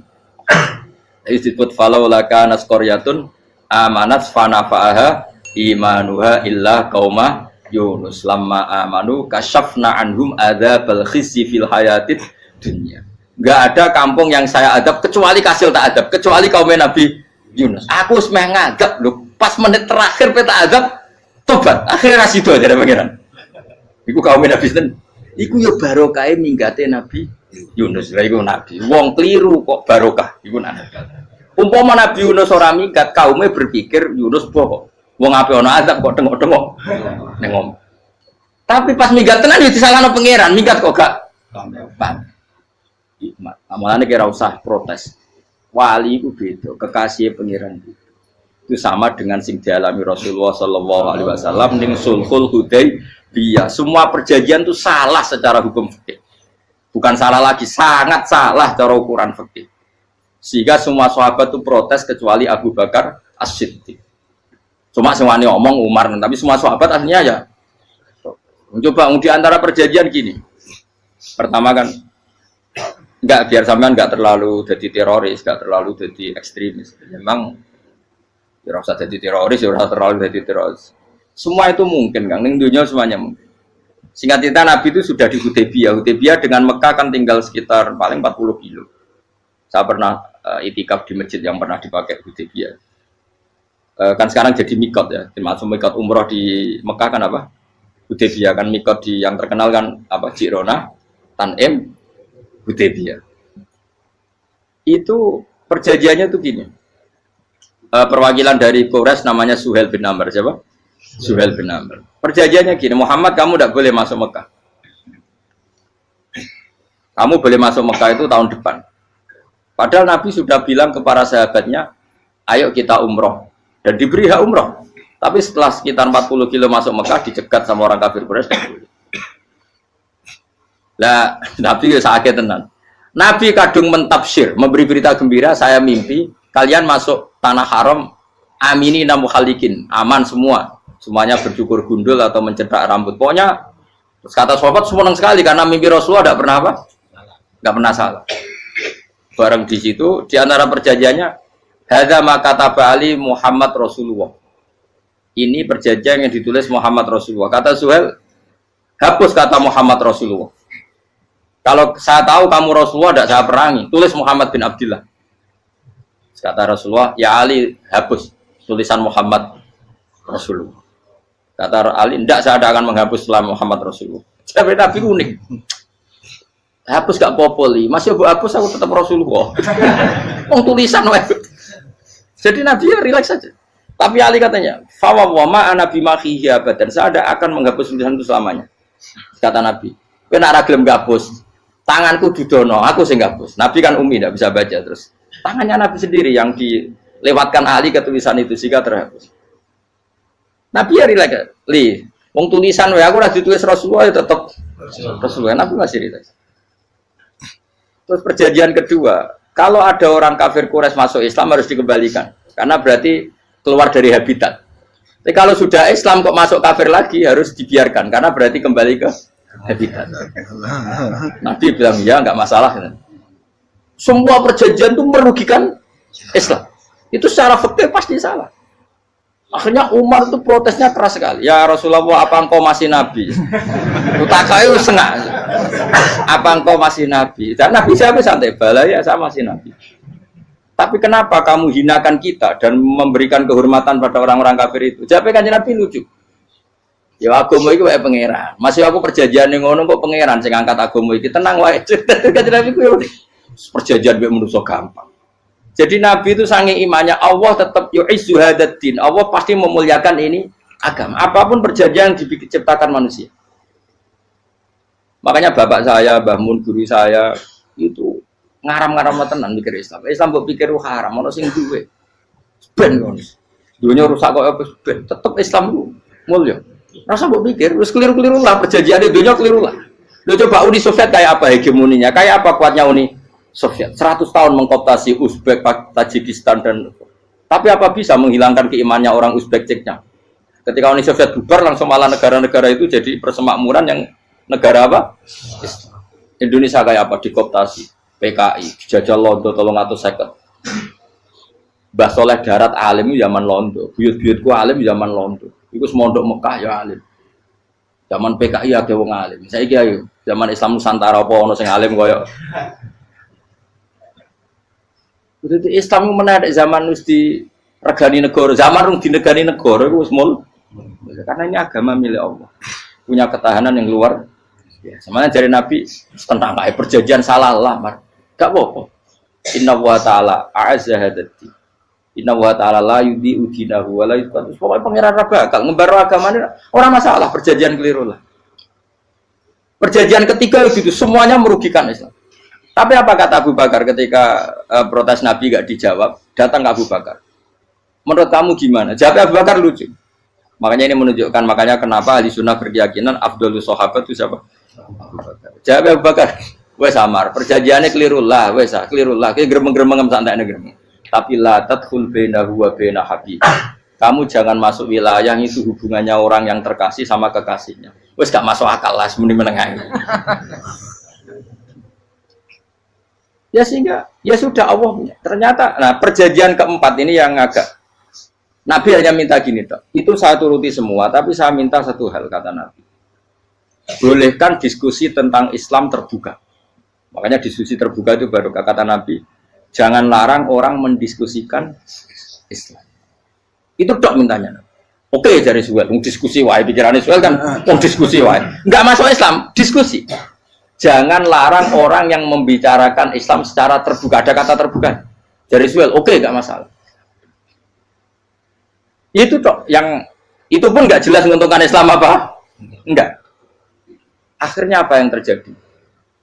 Darun Nadwa, tempat-tempat pertemuan, cara saat ini gerdu, gedung parlemen, semuanya itu diskusi. Sajane Muhammad itu sopot, konsep Islam itu. Dan semua yang cerdas dulu, sajane ya bener Muhammad. Nyembah watu banyak giok tenan. Wah, itu goblok tenan watu kok di. Terus nak Yahudi ora bener pisan, Nasrani ora bener pangeran atau. Wah, diskusi. Suwe-suwe hasil diskusi sepakat. Rupanya dia tetap bener Muhammad. Tetap bener Muhammad. Akhirnya hasil diskusi itu akhirnya mereka membatalkan perjanjiannya sendiri. Perkara ini baru kayak apa? Malah Nabi ketika balik di Medina, Umar sempat protes ning dalan. Oke ya Rasulullah, saya nerima konsep Anda, tapi saya menyisakan satu pertanyaan. Jadi jenengan niku ana ayat sing nurjukna la tadkhulunal masjidal harama insyaallahu aminina muhalliqina ru'usakum. Lah kok nyatane ra sida mlebu Mekah, malah kita terusir kembali lagi ke Medina. Iku Nabi yang agak lucu ngendikan. Mar, ning ayat iku ora gak ana taune. Apa ana ayat iku taun iki? Sing ngatene taun iki ra kowe. Jadi Nabi yo ora ana taune ya. Ora ana taune kok tauni dhewe kan kira-kira. Ayat itu kan gak ana taune, Umar ae sing GR nafsiri tahun ini. Wong awam suatu saat kamu akan masuk Masjidil Haram. Tapi kan gak ana taune ayat itu. Apa di ayat itu ada tahunnya Umar dan Allah bilang tahun ini ya enggak, ya sudah kalau nggak ada tahunnya ya pokoknya mesti kapan-kapan terjadi, tapi orang saya ikut kayak Sugerugen kan gak ada tahun nih orang saya mau aku tuh gak ada Suge tapi kan tanpa tahu lu sesuai. Nah akhirnya apa yang terjadi? Ada diskusi masif di Mekah. Setiap yang cerdas, setiap Nabi tanya Abu Sufyan siapa, Nabi mau komentar gini sama siapa teksnya. Misluhu la yajhalul Islam. Kalau Islam sudah didiskusikan, otak secerdas Ikrimah bin Abi Jahal, secerdas pasti tidak bodoh tentang Islam. Maknanya pasti akal yang waras memilih Islam. Wah, akhirnya Islam jadi masif. Ya sudah karena Islam sudah masif, tokoh-tokohnya cenderung Islam, akhirnya perjanjian itu dibatalkan sendiri. Akhirnya waro'aitan nasa yadkhuluna fi dinillahi afwaja. Akhirnya mereka berbondong-bondong masuk. Itu artinya apa? Nabi itu gak perjanjian cara fikih keliru wae, cara fikih cara zahire keliru wae, tetap barokah karena punya hubungan khusus dengan Allah Subhanahu wa taala. Makanya la tadkhul bainahu wa baina habib. Itu kan kayak ya sudah seperti itu. Jadi pangeran makanya Sayyid Ali itu Sohibu Simtiduran nak donga di antara doanya waj al sayyiati man ahtabta.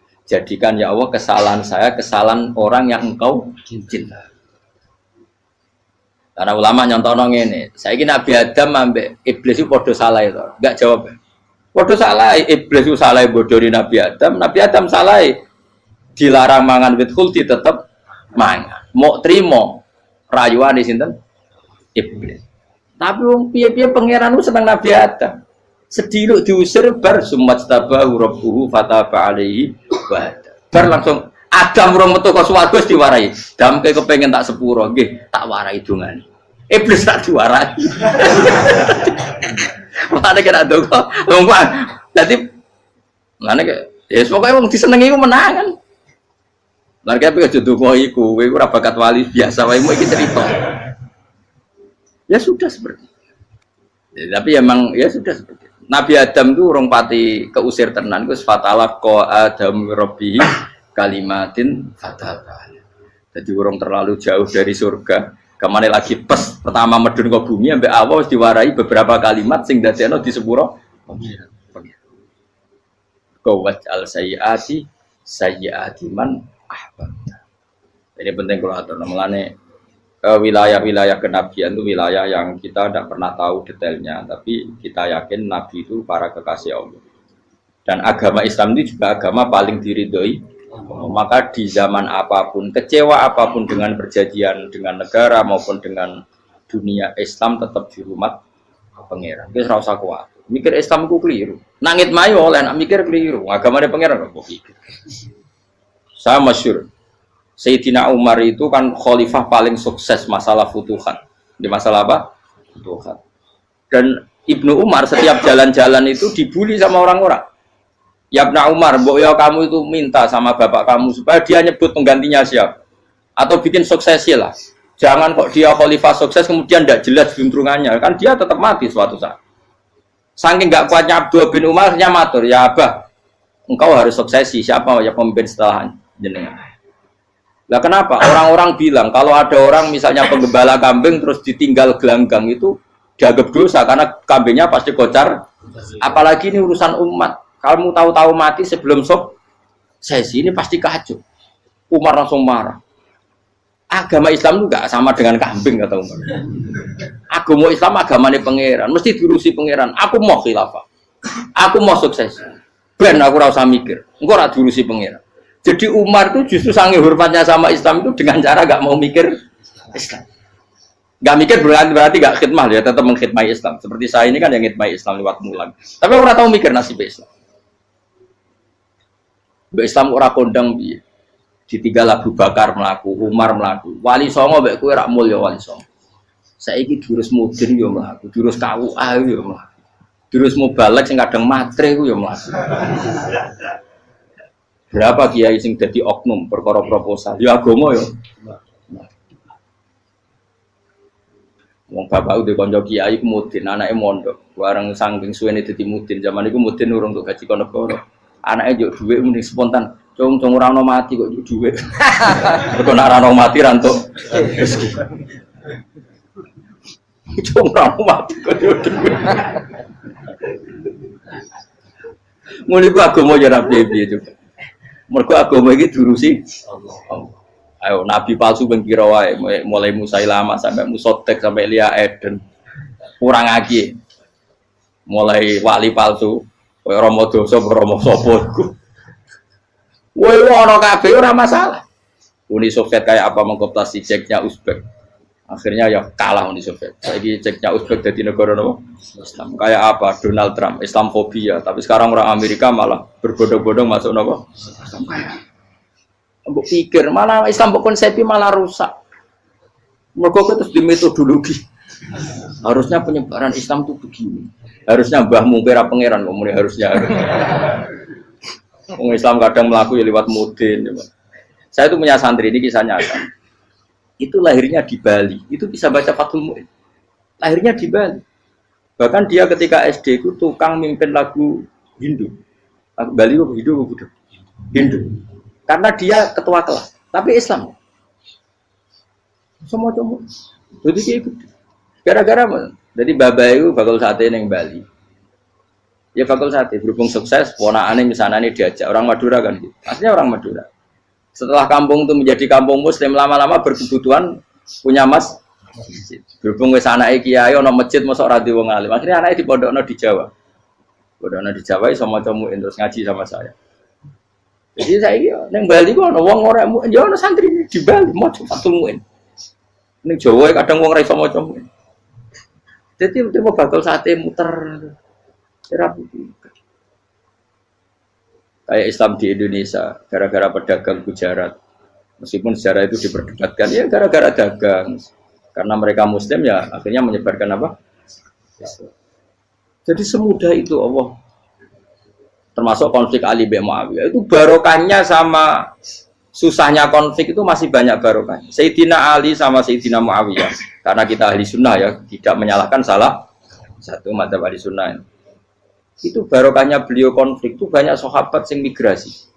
Ada yang ke Cina, ada yang kemana-mana. Termasuk yang diyakini para sejarawan ada yang ke Selat Malaka. Termasuk akhirnya sampai ke Baros itu. Barokahnya orang nggak nyaman di Yaman itu di Syria sama di Irak. Karena sekali omongan penting ini kadang yu'addi ilal fatwa kita kotul. Takutnya fatwa itu ekstrim, kemudian saling apa? Saling bunuh. Sehingga masyhur itu ada pepatah bahwa statement ulama atau kolamul ulama, penanya ulama itu ahaddu minas sayf, lebih tajam ketimbang apa? Pedang, karena bisa menimbulkan macam-macam. Sehingga dulu banyak ulama kalau bab jinayat itu sudah tidak mau baca bab jinayat. Jinayat itu karena ya takutnya fatwanya itu ekstrim. Ada beda zaman Nabi. Zaman Nabi itu kan enak ya. Sing Kanjeng Nabi mesti bener ya. Musuhnya Abu Jahal CS mesti salah ya. Tukaran saiki wis gak seru. Tukaran mbek kowe repot. Masih aku musuh sampean ini soalnya bener sampean. Wong ora tau urip ora tau seneng mbok musuhi ku piye ngono dadi. Kan gak penak. Jajal misalnya kiai itu kan mbek santri, wong mesti kan normalnya bela kiai ini, mergo luwih alim luwih bener. Tapi kan cara pandang lha iya sing bener kok mau ngalah kan.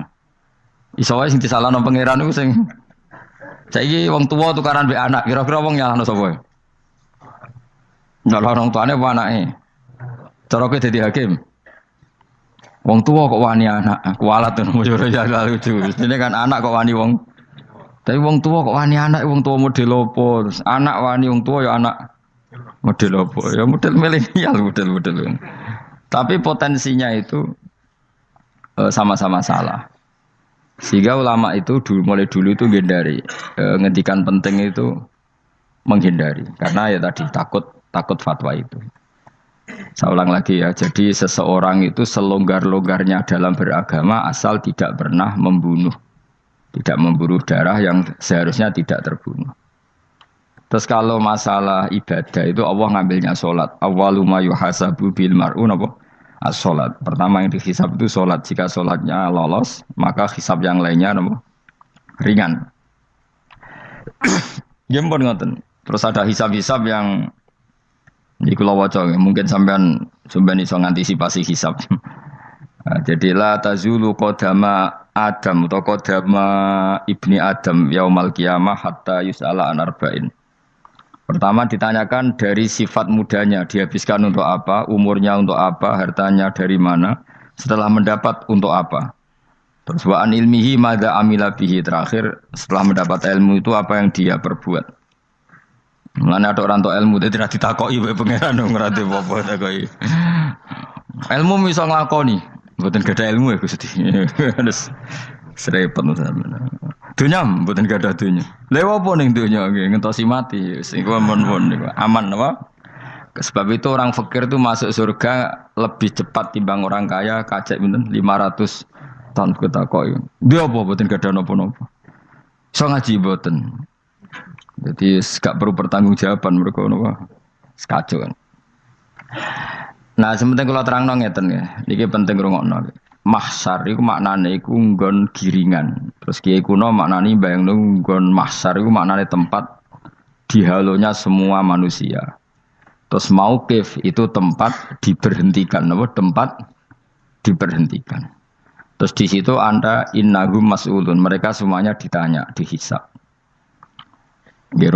Semuanya dihisab. Terus ngendikane Kanjeng Nabi, hasibu anfusakum qabla an tuhasabu.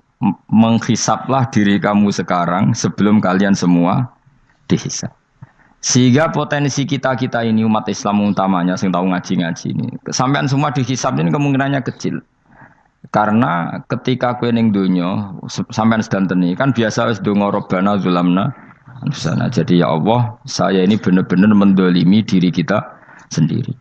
Karena tujuannya hisab itu taubah. Taubah itu mempermalukan mereka di depan umum. Saya ulang lagi ya. Jadi semua hisab itu taubihan mempermalukan mereka di depan umum bahwa mereka orang yang buruk.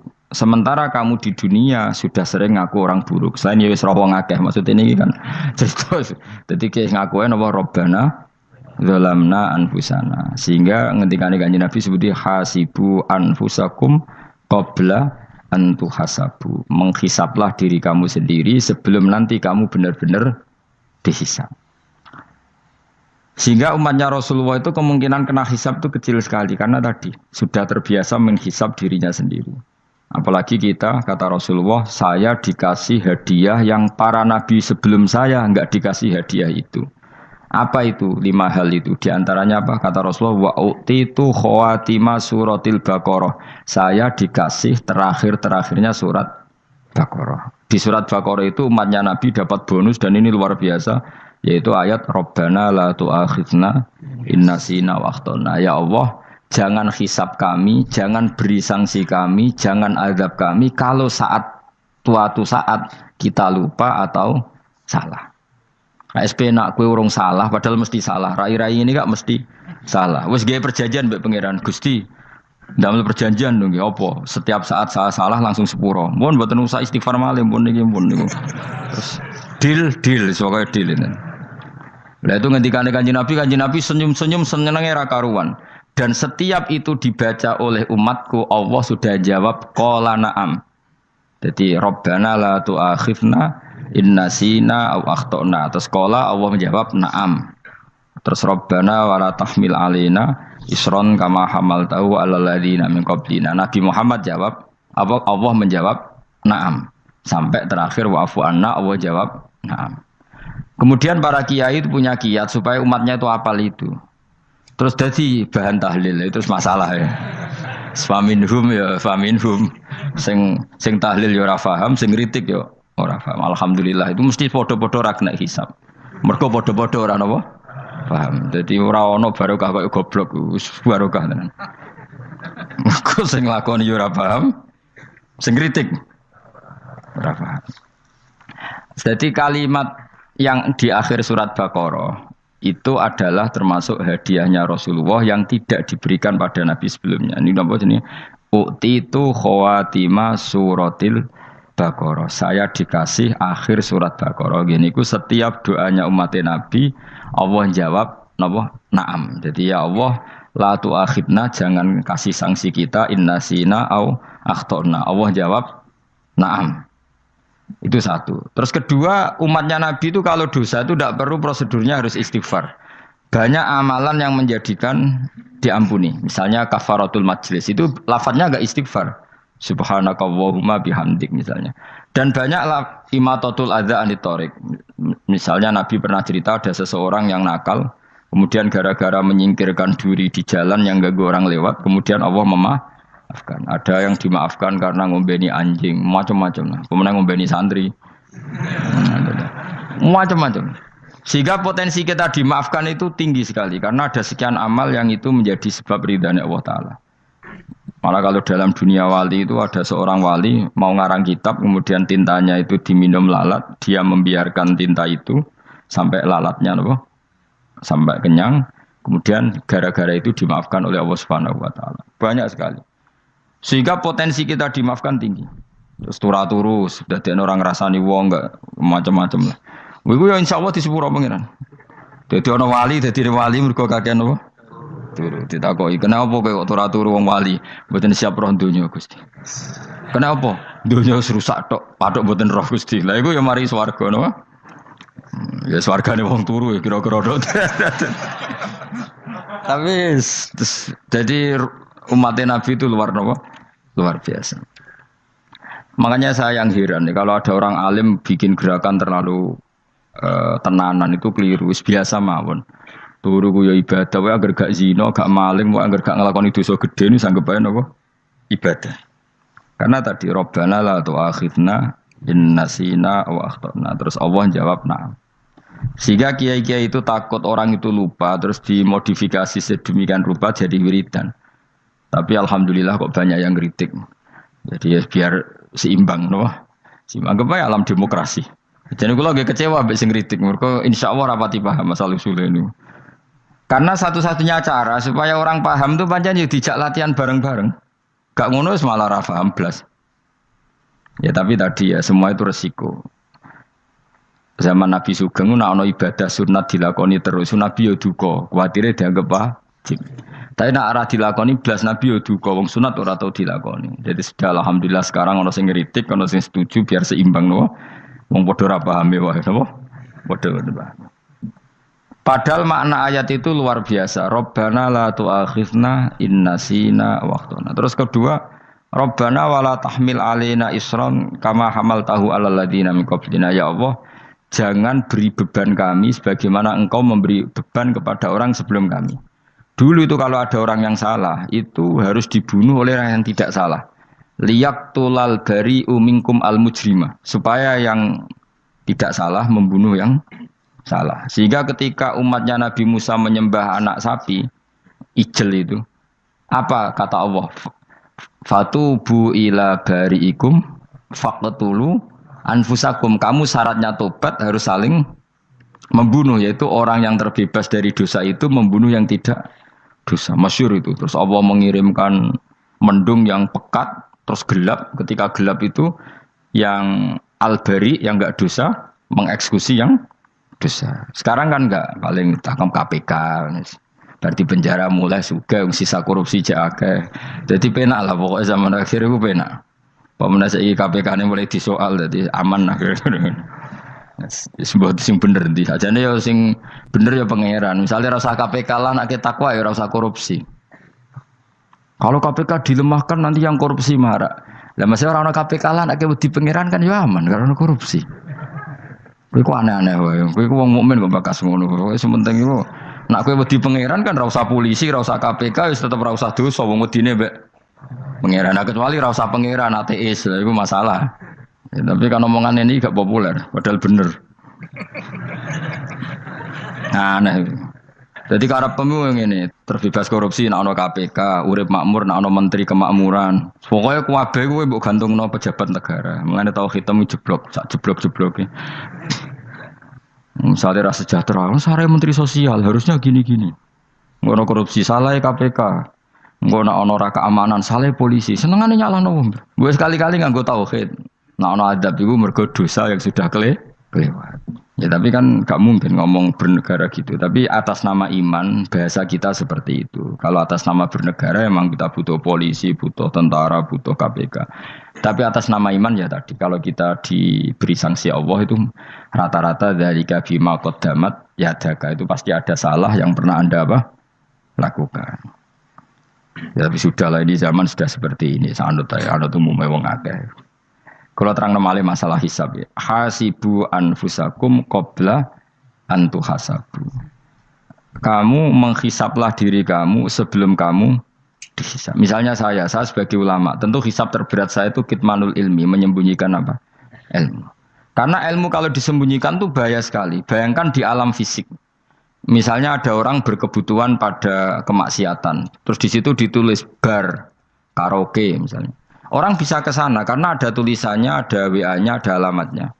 Kemudian ketika Anda bisa Fathul Qorib, tidak ada tulisannya. Harusnya Anda juga nulis ahli Fathul Qorib, ahli Fathul Mu'in, nah, atau ahli Jaljalut, tulis saja. Ahli Primbon. Enggak apa-apa, tulis saja. Penerus Ronggo Warsito, tulis saja. Zaman gendeng, nara melok gendeng, rakeduman, tulis saja. Tapi barokahnya tulisan itu kan orang bisa tahu. Makanya kenapa banyak orang sufi yang sudah menyembunyikan diri warnanya nakal-nakal. Karena dia disalahkan Allah, karena menyembunyikan ilmu. Saya itu orang yang senang tertutup, kecuali masalah ilmu. Saya mau mengajar terbuka seperti ini. Karena tadi, awal dari dikenalinya kemakrufan adalah dimaklumatkan. Awal dari dikenalinya keburukan juga karena dimaklumatkan. Betapa celakanya kalau kemungkaran dimaklumatkan sementara kebenaran tidak dimaklumatkan. Makanya Mbah Mun itu sampai berfatwa, Mbah Mun guru saya itu. Nak ono masjid ra ono menarane Mbah Mun duka. Masjid kok ora ono menarane, wajib ono. Dulu saya iskal kenapa menara jadi wajib. Tapi setelah saya tambah angan-angan, secara fikih jelas tidak wajib. Tapi coba bayangkan, misalnya ada bar lampunya tinggi, orang dari jauh tahu itu bar. Sehingga kalau mau maksiat misalnya ingin ke sana. Sekarang misalnya masjid gak ada menara nih, ada orang ingin sholat, ono masjid tahu orang. Tapi baru kayak ada menaranya kan, tahu. Intinya semua kebaikan itu harus dimanarohkan. Makanya manaroh itu dari kata nur, dimenarakan, dari kata nur, dari kata dicahayakan, dimaklumatkan. Sehingga mulai dulu lama itu meskipun humul itu menyembunyikan diri. Tapi kalau masalah ilmu mereka membuka diri. Loh, coba kalau misalnya ngaji seperti saya ini, saya tidak terang-terangan jadi orang alim. Sebetulnya nggak baik. Kalau kamu ujub, sombong, aku orang alim itu tidak baik. Tapi kalau kita kan tidak karena ujub tadi, harus memaklumatkan. Coba berapa bapak-bapak yang tertolong nyari bidan ketika istrinya hamil. Gara-gara tulisan kadang yang nolong itu. Bidan. Ya kan? Dokter gigi. Atau kalau enggak dokter, ya ahli gigi. Ahli gigi itu yang dipasang tanpa medis itu. Enggak, kamu menjadi tahu karena apa coba? Tulisan. Tapi kenapa kebaikan tidak seperti itu? Harusnya sampean itu tulis saja. Misalnya sampean enggak alim saja, maklar orang alim. Siap menyalurkan ke tempat-tempat orang alim. Coba TKI tenaga kerja itu. Mereka tahu Korea, Hongkong karena tulisan penyalur tenaga kerja. Tulis saja rumah kamu penyalur ke orang alim. Nanti antar kebeduan. Kalau ada orang tanya, maksudnya gimana? Kalau butuh orang alim, tak antarkan. Oh ya sudah, itu kalau se-Indonesia, itu luar biasa. Jadi yang ngajinya dulu Fathul Qorib sampai bab sholat itu saja. Ahli Fathul Qorib sampai bab sholat. Tulis saja dalam kurung pemahaman pas-pasan. Lo coba dokter itu kan fair. Kalau ilmunya pas-pasan tulis dokter umum. Kalau dia merasa pinter dokter spesialis. Dan itu menjadi orang tahu. Tulis saya kan ahli saraf. Nah. Loh, buatan guyon itu betul. Makanya saya ini termasuk orang yang menyembunyikan diri. Tapi kalau bab ilmu enggak. Sehingga nyun saya tidak sombong, banyak gus-gus alim yang ngaji saya Jamul Jame, ngaji Mahali. Padahal itu kitab tersulit di pondok. Tapi gara-gara saya sering cerita, saya pernah ngaji Jamul Jame sama Mbah Mun. Saya pernah mentakriri kitab ini, kitab ini. Hanya banyak yang ngaji saya. Kalau tanpa itu kan mereka tidak tahu. Ya sampean enggak apa-apa kalau menyaingi saya. Tulis saja di rumah kamu ahli Jamul Jame. Barang diparani ahli apa? Ahli jilid. Maksudnya kalau kitab kamu rusak bawa sini. Ya enggak apa-apa. Nah, sehingga syarat utama jadi nabi itu sebetulnya memaklumatkan diri. Ya saya ulang lagi. Pertama nabi jadi nabi syaratnya apa? Memaklumatkan diri. Sehingga pertama beliau jadi nabi naik gunung Sofa, kemudian ya maksara Quraisyin halummu ilayya, wahai orang Quraisy ke sini. Terus Nabi mulai manggil satu-satu, ya Bani Abdi Amanaf ke sini, ya Bani Fihr ke sini. Terus saya ini adalah An-Nadhirul Mubin. Saya sekarang diangkat jadi Nabi. Terus Abu Lahab marah-marah, tabban laka ya Muhammad alihada jama'tana. Muhammad, kamu itu orang sial, kita enak-enakan tidur gara-gara kamu manggil kita datang. Ternyata hanya untuk urusan seperti ini. Makanya terus ada tabbat yada abi labi watab. Tapi yang iman kemudian tanya, Muhammad kalau kamu setelah jadi Nabi, misinya apa? Saya diutus Allah untuk kamu menyembah Allah, tidak boleh menyekutukan Allah. Dan Allah memerintahkan kamu afaf. Afaf itu meninggalkan zina, meninggalkan maling, gini-gini. Coba kalau Nabi tidak memaklumatkan diri. Jadi Nabi sekelunak-kelunus. Ketemu wong monggo nggih. Ada temu dia nggih. Sengerti nak Nabi ku sapa? Sehingga orang-orang yang humul, yang menyembunyikan diri itu di bab ulama masalah besar itu. Karena ciri utama dosa adalah kitmanul ilm. Makanya Nabi sidik amanat tabligh fatona. Tabligh itu lawan katanya apa? Kitman. Makanya saya ngaji di mana-mana. Saya di Jakarta ngaji, di sini ngaji, di Pasuruan ngaji. Harus dimaklumatkan ilmu. Dan kalau ada orang tanya ya tak jawab. Saya tuh kitab yang paling aneh di pesantren, misalnya yang mulai aneh lah, gak Jamul Jame. Saya sampai sekarang masih ngajar Jamul Jame. Kitab yang aneh. Macane lagi roh judulnya pusing. Jamul Jawame, kumpulane pira-pira kumpulan. Dadi ilmu apa ae ana ning kono. Sing gak ana ilmu dukun, mboten enten. Ilmu carane bodoni ya ora ana. Ning kono mau carane mlebu swarga tok. Makane potensi kula mlebu swarga itu tinggi sekali. Cara sing model piye duwe. Dadi mun. Dadi cara sing model piye duwe. Dadi cukup banyak napa? Cara. Sampe nek ndek cara sitok Orang mesti kulo nu gak ada cara kata. Jadi nak dari cara iki mentok ganti cara iki mentok. Gitu.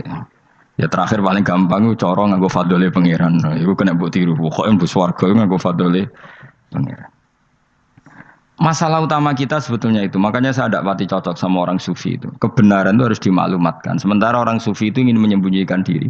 Itu kalau untuk yang alim itu tidak bagus. Wong kita saja tahu itu dokter atau bidan karena tulisan. Ini bidan, ini dokter.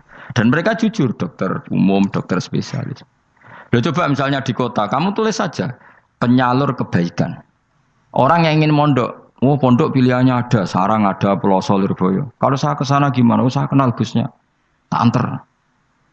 Wan keren, juga ada penyalur. Kalau orang bisa tersalurkan ke Korea, ke Korut, ke Jepang karena tulisan, kenapa tidak banyak orang tersalur kebaikan karena tulisan? Gue orang mau kelunak orang jelas. Meskipun nanti ditawari orang, mesti dulu sih ahli takrib, mesti wong guyu. Ahli Fathul Qorib sampai bab sholat. Tulis saja jujur, maaf tapi hanya sampai bab sholat. Tulis saja, ada maafnya barang, maaf tapi sampai bab sholat. Enggak apa-apa. Paling untuk wong sowan, larian modok jenengan 2 tahun. Tapi ini modoknya mau 3 bulan, mulai ngajine dok bab sholat. Enggak apa-apa. Lalu itu dulu memang begitu. Rasulullah zaman Sugeng itu kalau ngajari santrinya itu balighu anni walau ayah, maklumatkan ke kampung kamu meskipun 1 ayat. Banyak sahabat kalau ditanya ya tidak bisa karena ngajinya tidak hatam. Tapi ya terus gak apa-apa, kok tak soal Abu Bakar, tak soal Umar, ditanyakan yang lebih pintar.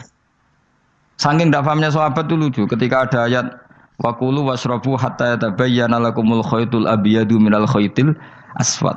Itu kalau mau tidur ya benar-benar bawa benang putih sama benang hitam, ditulis dipasang di pintunya. Jadi kalau makan diinceng lagi, kok masih belum kelihatan, wah masih boleh makan. Terus begitu. Kalau sudah mulai syuruk, mulai padang, wah berarti sudah imsak. Jadi karena makanlah dan minumlah sampai benang hitam terbedakan dari benang putih. Artinya kalau malam kan dulu kan nggak ada listrik, nggak ada lampu, berarti kalau benar-benar masih malam nggak terlihat, berarti masih boleh makan. Nanti terus dilihat gitu. Terus, ya sudah wakafnya di situ. Hatta yatabayyana lakumul khaytul abyadu minal khaytil aswad, wakaf dulu. Terus akhirnya Kanjeng Nabi itu piye kok umatku dadi masangi benang ini. Akhirnya Jibril teko. Ini makanya unik dalam ulumul Quran. Satu-satunya ayat yang diturunkan hanya 1 kata itu ya ayat itu tok. Terus Jibril datang, Muhammad ayatnya itu kurang sitok. Minal fajr. Terus ditambahi minal fajr. Jadi minal fajr itu unik. Ada Jibril jauh-jauh dari langit. Iku mau nurun apa? Minal fajr. Makanya kalau kamu nanti dites, kalau ingin jadi dokter tafsir dites, ada 1 kalimat yang diturunkan jauh-jauh Jibril ke bumi. Apa kalimat itu? Jawabannya minal fajr. Wis alim gue yakin alim. Memang ikut tak? Masa itu saudara? Ergo gara-gara sahabat itu terus masangi apa? Benang ngincang. Akhirnya minal fajr. Baru mereka tahu maksud fajar, maksud apa? Benang hitam artinya malam, benang putih artinya fajar. Sodik sudah menyingsing. Semenjak itu sudah ada benang-benangan karena jadi orang-orang ngono maksudnya iki kurang sithik gitu terus turun apa? Minal fajr ya. Jadi nanti kalau sampai latihan tes jadi dokter apa? Tafsir. Ayat mana yang diturunkan hanya 1 kalimat atau 1 kata jawab apa? Minal fajr. Itu lolos langsung dokter. Pun pinter. Ya pinter ngerpek maksudnya orang Anda. Lah nanti hubungan kita dengan Allah ya seperti itu. Sejauh mana kita memaklumatkan Allah. Sejauh mana kita mengkampanyakan Allah. Saya berkali-kali bilang, saya kemarin kan di Korea, itu sebetulnya hanya, saya yakin hanya doa saya. Saya sering berdoa, ya Allah, Engkau dipuji di langit dan di bumi. Lalu kalau di bumi ateis, itu caranya kayak apa? Dulu saya itu terobati karena Uni Soviet setelah persemakmuran banyak menjadi negara Islam. Berarti itu bukti bahwa Allah pun dipuji di bumi Uni Soviet. Lalu yang kayak Korea kayak apa? Ternyata betul Koreanya tetap ateis, tapi gara-gara diserbu wong Indonesia. 49.000 wong Indonesia ning Korea Selatan. Iku mbok gawe sing salat separuh, iku cek piro? ro 24 koma kira-kira ya selawe 3.000. Selawe ewu salat kabeh, tahlilan kabeh surwame. Lah kok sing ngritik tahlil muni sunah Rasul tok surwame. Pokoke rame lah walhasil. Kita tahlilan wah itu enggak ada hadisnya. Gak apa-apa sing penting muni hadis sing sitok tahlil muni hadis ya ibadah, tahlil ya ibadah. Mbok lah soal kok bener ding totalan guri. Sementing rame. Maksudnya sementing rame ngomong visi Islam. Kita Islam tahlil sitok Islam sunnah Rasul enggak masalah. Wong ape yakin bener saiki ya ora ono klarifikasi, tapi sementing kan kabeh ngomong tentang Islam. Artinya gini, Allah punya cara untuk supaya bumi Korea itu ada yang bertasbih bersujud. Mil'us samawati wa mil'ul. Allah tidak kurang cara. Golek wong kedonyan ditawarik ke sana demi uang, bareng wis ning kono dielingno pangeran. Segawe masjid, kontrak masjid macam-macam lah, masjid kontrakan ning Korea. Nang kene ra ono masjid. Pusing. Saya pernah ngisi di satu masjid itu, gambare pintu gerbangnya bukan salib kan. Ternyata tingkat 1 itu gereja, tingkat 2 bar, tingkat 3 masjid. Kadang ya kebalikan masjid, bar, gereja. Satu gedung. Jadi malaikat saya tidak tahu lewatnya gimana itu kalau nggak tahu itu cara lewat gimana. Karena malaikat bagian rahmat itu nggak bisa dia lewat salib. Ya. Tapi dia harus menulis ganjaran yang sholat. Nggak tahu saya lewatnya dari mana karena itu. Ya tentu dia punya cara lah. Tapi yang jelas ya agak bingung ini gimana. Itu pernah yang tingkat 2 itu bar pas aktif. Ada santri yang ya pekerja imannya pas-pasan. Kalau nanti gus badhe Jumatan mlebu bar pas aktif wae wong ayu. Meh wera Jumatan. Mergo mau tingkat 2 bar, tingkat 3 masjid. Itu ono khutbah yang barnya tetap main. Ada bar yang masjidnya tetap khutbah. Itu masuk bar. Jumatan apa ning kene wae gitu. Akhirnya ya di situ beberapa menit terus ada komat Jumatan. Dosa ta ragus ngene. Ya aku muni. Ya segelem Jumatan kok apik. Wong sedhi dilakoni kok takok dosa ta ragus. Oh raimu kadung lakoni kok takok. Artinya gini, Allah punya cara untuk menyebarkan Islam di Korea. Sama seperti Allah punya cara untuk menyebarkan Islam apa di Indonesia. Dulu orang Gujarat, Punjab, ya sejarah ini menurut saya ya tetap sebagiannya benar. Meskipun tidak seluruhnya benarnya sejarah Islam masuk Indonesia rata-rata orang kan menulis pedagang Gujarat, India ke Indonesia dagang karena mereka mukmin akhirnya juga menyebarkan apa? Islam. Itu jelas nyata. Meskipun tidak semuanya seperti itu karena ada yang dibawa Yusuf Baros itu yang muridnya Sayyidina Ali itu. Terus juga ada yang dibawa beberapa habaib dari Yaman langsung ke Indonesia kayak yang di daerah Tuban itu kan langsung habib-habib dari Samarkand langsung ke mana? Tuban. Makanya saya bilang sejarah itu semuanya benar karena memang variasi masuknya Islam di Indonesia itu banyak. Jadi itu enggak masalah. Sampean niru sing kedonyan mawon sing luwih gampang napa? Lho nggih to, kayak Jakarta itu kan kota kayak gitu, baru kayak wong kedonyan orang ke Jakarta semua. Gara-gara tahu mondok pedutan tadi ahli Fathul Qorib tadi yang sampai bab salat, terus bikin masjid. Iku coba takoki faraid terang ora iso kan. Pemene takoki muamalah terang ora iso, tapi nak trimo carane salat sing batal apa ngentut roh dene. Aduh. Ilmune kok roh nak nganti bab iku jek roh. Sing batal salat apa jek roh dene. Ngentut nyekel wong wedok jek roh. Tapi mbok aja takoki sing detail apa? Cara mengenali kiblat dengan hisab yauma rasdil kiblat itu serang arah iso. Atau nganggo komputer itu loh. Nganggo jam nganggo kompas. Padahal ana ilmune yauma rasdil apa? Kiblat. Di bulan tertentu, hari tertentu itu nanti matahari tepat di atas Ka'bah. Serang arah iso nak ngono niku serang arah iso. Ya saya ulang lagi ya. Jadi kesalahan kita adalah kebenaran itu kita sembunyikan. Padahal awal dikenalnya Islam itu lewat i'lam. Fasda bima tu'maru. Kebenaran harus dimaklumat. Tapi problemnya Islam Indonesia tuh kadang humul tuh bangga. Enggak dikenal orang itu bangga gini. Oke lah, kalau yang enggak, saya sendiri ya suka humul. Sampai sekarang saya suka humul. Saya sampai sekarang enggak suka tamu. Bukan karena benci tamu, ribet. Maksud saya kalau sowan kiai ya ngaji saja, ora usah sowan. Oh ribet. Ya lucu kan, seneng Gus Bak jare wong alim. Terus senenge mau sowan tok ngaji ra gelem piye karepe. Wong kok aneh. Iku berarti kalau dok karo kowe seneng dokter, di konsultasi obat ra gelem tapi ngajak jagungan. Dok, jenengan tiang pundi? Jenengan manggen dalam mriki mulai tahun pinten? Lah ya kowe takok dokter kemalan. Mesti nek kowe takok laram apa, obate apa kok malah kenalan. Pindah Jogja tahun pinten, Dok? Dan jenengan kawin mriki tahun pinten? Lah wong jari Gus Bae wong alim kok sowan ngono. Jenengan kelahiran tahun pinten, Gus? Zaman dinosaurus. Wong alim kok takoki lahire ku piye karepe? Sesuk tak gak takok pisan matiku kapan, Om. Coba betapa naifnya kita kalau kita suka dokter, terus kemudian kamu takok, Dok, kelahiran tahun pinten jenengan? Aneh gak?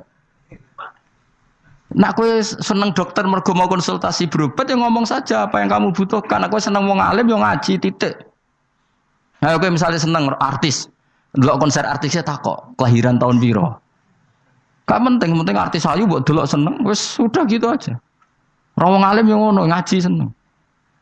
Ini kadang wong Jawa lucu, seneng wong alim sowan terus takok-takok. Aneh, iku dudu obatno ngono, yakin. Maksudnya bu sing profesional, maksudnya sing rontok bener sithik lah dadi wong. Aja bener nemen-nemen gak mungkin wis pokoke bener sithik-sithik. Makanya kemarin ngaji apa Nasaihul Ibad kan gitu. Mujalah satu ulama artinya apa? Fi majlisil ilm ketika ngaji. Ora kok mujalah satu ulama utawa sowan matekno wong ngene tuh. Kula termasuk kiai yang kampanye ini. Soalnya termasuk kiai terkenal tapi sing tamu kula rapati kathah. Kuwi jaga masyaallah tenan wis. Muga-muga rodok tobat sithik-sithik maksudnya. Maksudnya ya sudah lah. Ya tadi hubungan wong alim ya sudah ngaji. Kalau hubungan sama dokter ya tanya konsultasi apa? Medis. Kan lebih enak. Nah, hubungan mbek dukun wis takok wis. Mbah niki menyangking pundi? Kok jenengan dermemel nglafadzno apa sing kalimate sing jelas kena apa nak dermemel mandi nak jelas kok ora mandi ku piye? Takono. Aku yo guru pun mbek dukun. Wong kalimate ra jelas kok mandi. Nak jelas gak mandi. Mergo nak jelas kita bodoh ini. Ayo gumun mantra iku mesti gak. Wae rungokno tenanan kalimatnya terus ora jelas. Dukun-dukun dulu. Lho kok mandi? Nak jelas malah mandi. Mandine tenan ora ya ora. Ya saya ulang lagi ya. Jadi sebab itu di Quran sering ada kata i'lamu, kenalilah, ketahuilah. Jadi awal dari agama ini adalah harus tahu. Maka menyangkut harus tahu ini lalu Allah bikin media. Media itu apa saja. Tapi lalu kita bisa berdebat tentang media. Itu yang kita tidak tahu nanti hisabnya di depan Allah Subhanahu wa taala. Saya sampai sekarang itu nggak tahu, nggak pernah bilang halal, nggak pernah bilang haram. Misalnya gini ya buat ini dengerin ya. Di Korea ini sering teman-teman cerita. Ada beberapa majikan yang baik sama umat Islam, yang bekerja Muslim. Itu kalau dipamiti sholat kan, Pak majikan saya mau sholat. Sholat itu apa? Mereka bilang dengan bahasa analogi di Korea. Pokoknya sholat itu sembahyang. Ketika sholat itu ditanya sama orang Korea, loh kamu itu sembahyang kok tidak ada patungnya? Karena pengetahuan mereka yang namanya sembahyang itu ada patungnya. Ada yang baik, apa sekalian tak belikin patung? Jadi wong Islam pas sholat tuh didelok ngarepe dhuwure kok gak ono patung. Ono sing ape sujud tuh digambarno salib. Mergo dekne denger-denger kalau karena ndak tahu Islam itu apa. Sementing ada personifikasi Tuhan. Ada lagi ini yang agak ngeri. Ada pegawai Garuda karena dia agak terpelajar waktu sholat, dia sholat sama krunya di mall. Itu langsung security mall nelpon polisi. Ini ada ritual teroris gitu. Jadi sholat itu dianggap mukadimah sebelum ngebom. Jadi ritual. Pertanyaannya adalah karena mereka tidak pernah ngerti sholat itu kayak apa. Dan kadang-kadang orang ngerti bahwa sholat itu adalah ritual umat Islam itu lewat media. Media itu bisa berita, bisa dokumenter, bisa apa saja. Kita tidak pernah tahu cara Allah mengertikan. Seperti kita tidak pernah tahu madzhab Mu'tazilah, tahunya itu dari kitab-kitab ahli sunnah wal jamaah. Coba kita semua misalnya tahu madzhab yang aneh, Mu'tazilah, Jabariyah, Qadariyah, itu dari kitab mereka apa dari kitab ahli sunnah? Dari kitab ahli sunnah. Maka bisa saja informasi keburukan itu dari orang baik dan informasi kebaikan dari orang buruk. Kita tidak pernah tahu. Karena ini yang bisa ngelola hanya Allah Subhanahu wa taala. Tidak bisa, kita tidak bisa, hanya Allah yang bisa. Maka perdebatan Ahmad bin Hambal dengan Haris Al-Muhasibi itu seperti itu. Misalnya gini, tak kiri contoh. Haris Al-Muhasibi itu orang alim allamah. Dia ahli sunnah mandat, pokoknya ahli sunnah sekali. Dia mau ngarang kitab tentang dia menentang Mu'tazilah, menentang Qadariyah, menentang Syiah. Terus setelah mau ngarang kitab, ditanya sama Imam Ahmad, ya Haris, kalau kamu ngeritik Mu'tazilah, awalnya gimana caranya kalau ngarang kitab? Ya saya cerita pendapat mereka dulu, lalu saya saya tentang. Imam Ahmad guyu-guyu. Bukankah setelah kamu cerita mazhab mereka plus argumentasi mereka, jangan-jangan pembacanya sudah tertarik. Pas kamu nentang, kamu sudah dianggap gawe-gawe. Karena kadung tertarik.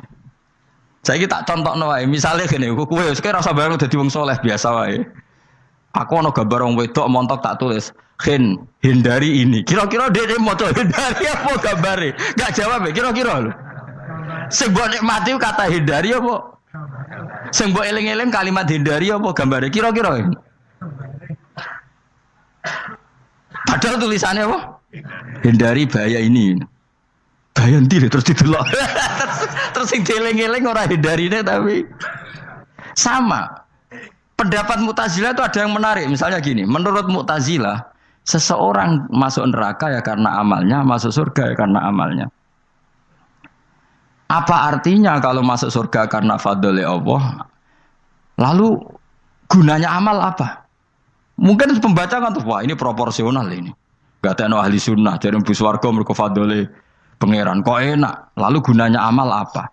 Padahal dia tahu pendapat Mu'tazilah itu dari kitab itu, kitabnya orang ahli sunnah. Gak pernah tahu kita. Ya saya ulang lagi. Itu kan ibarat kayak KUHP. Kamu baca KUHP draft, terus kamu cocok. Kamu mesti nyalahkan yang demo. Atau baca buku selebaran orang demo, kan terserah kamu. Kamu kan punya akal, kan tetap milih. Tetap milih.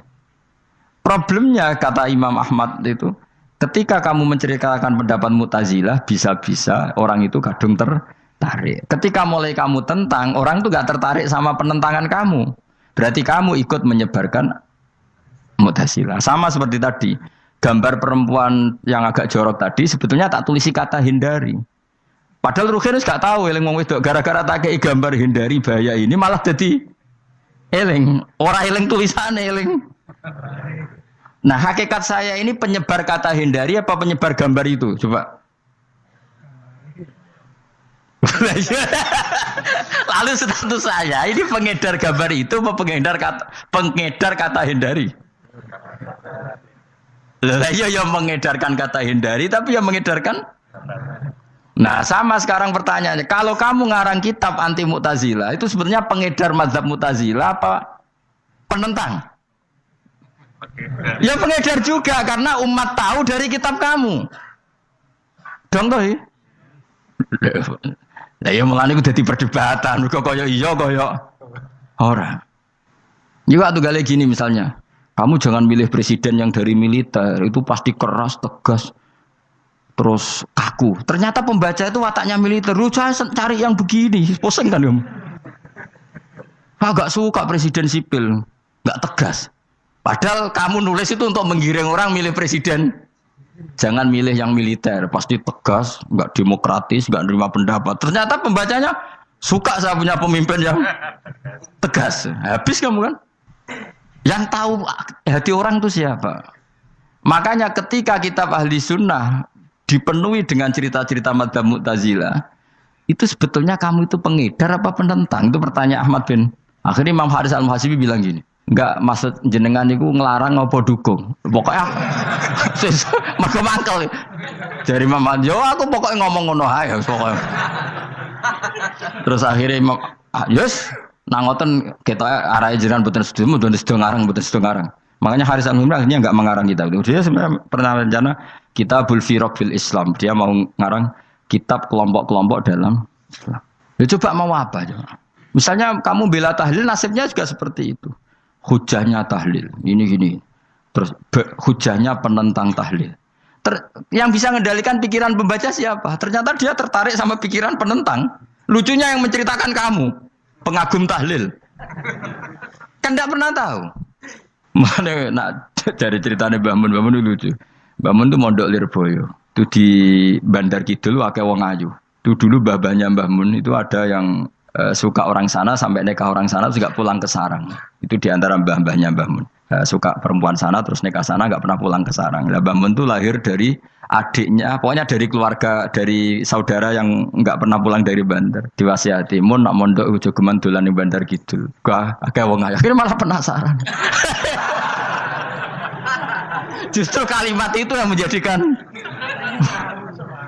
maksudnya ku ayune nganti sepiro kok nganti mbahku katut kan malah akhirnya penasaran. Lare kata Mbah Mun, tak angen-angen bener Imam Ahmad bin Hambal. Maksudnya itu kalimat itu pancen ribet.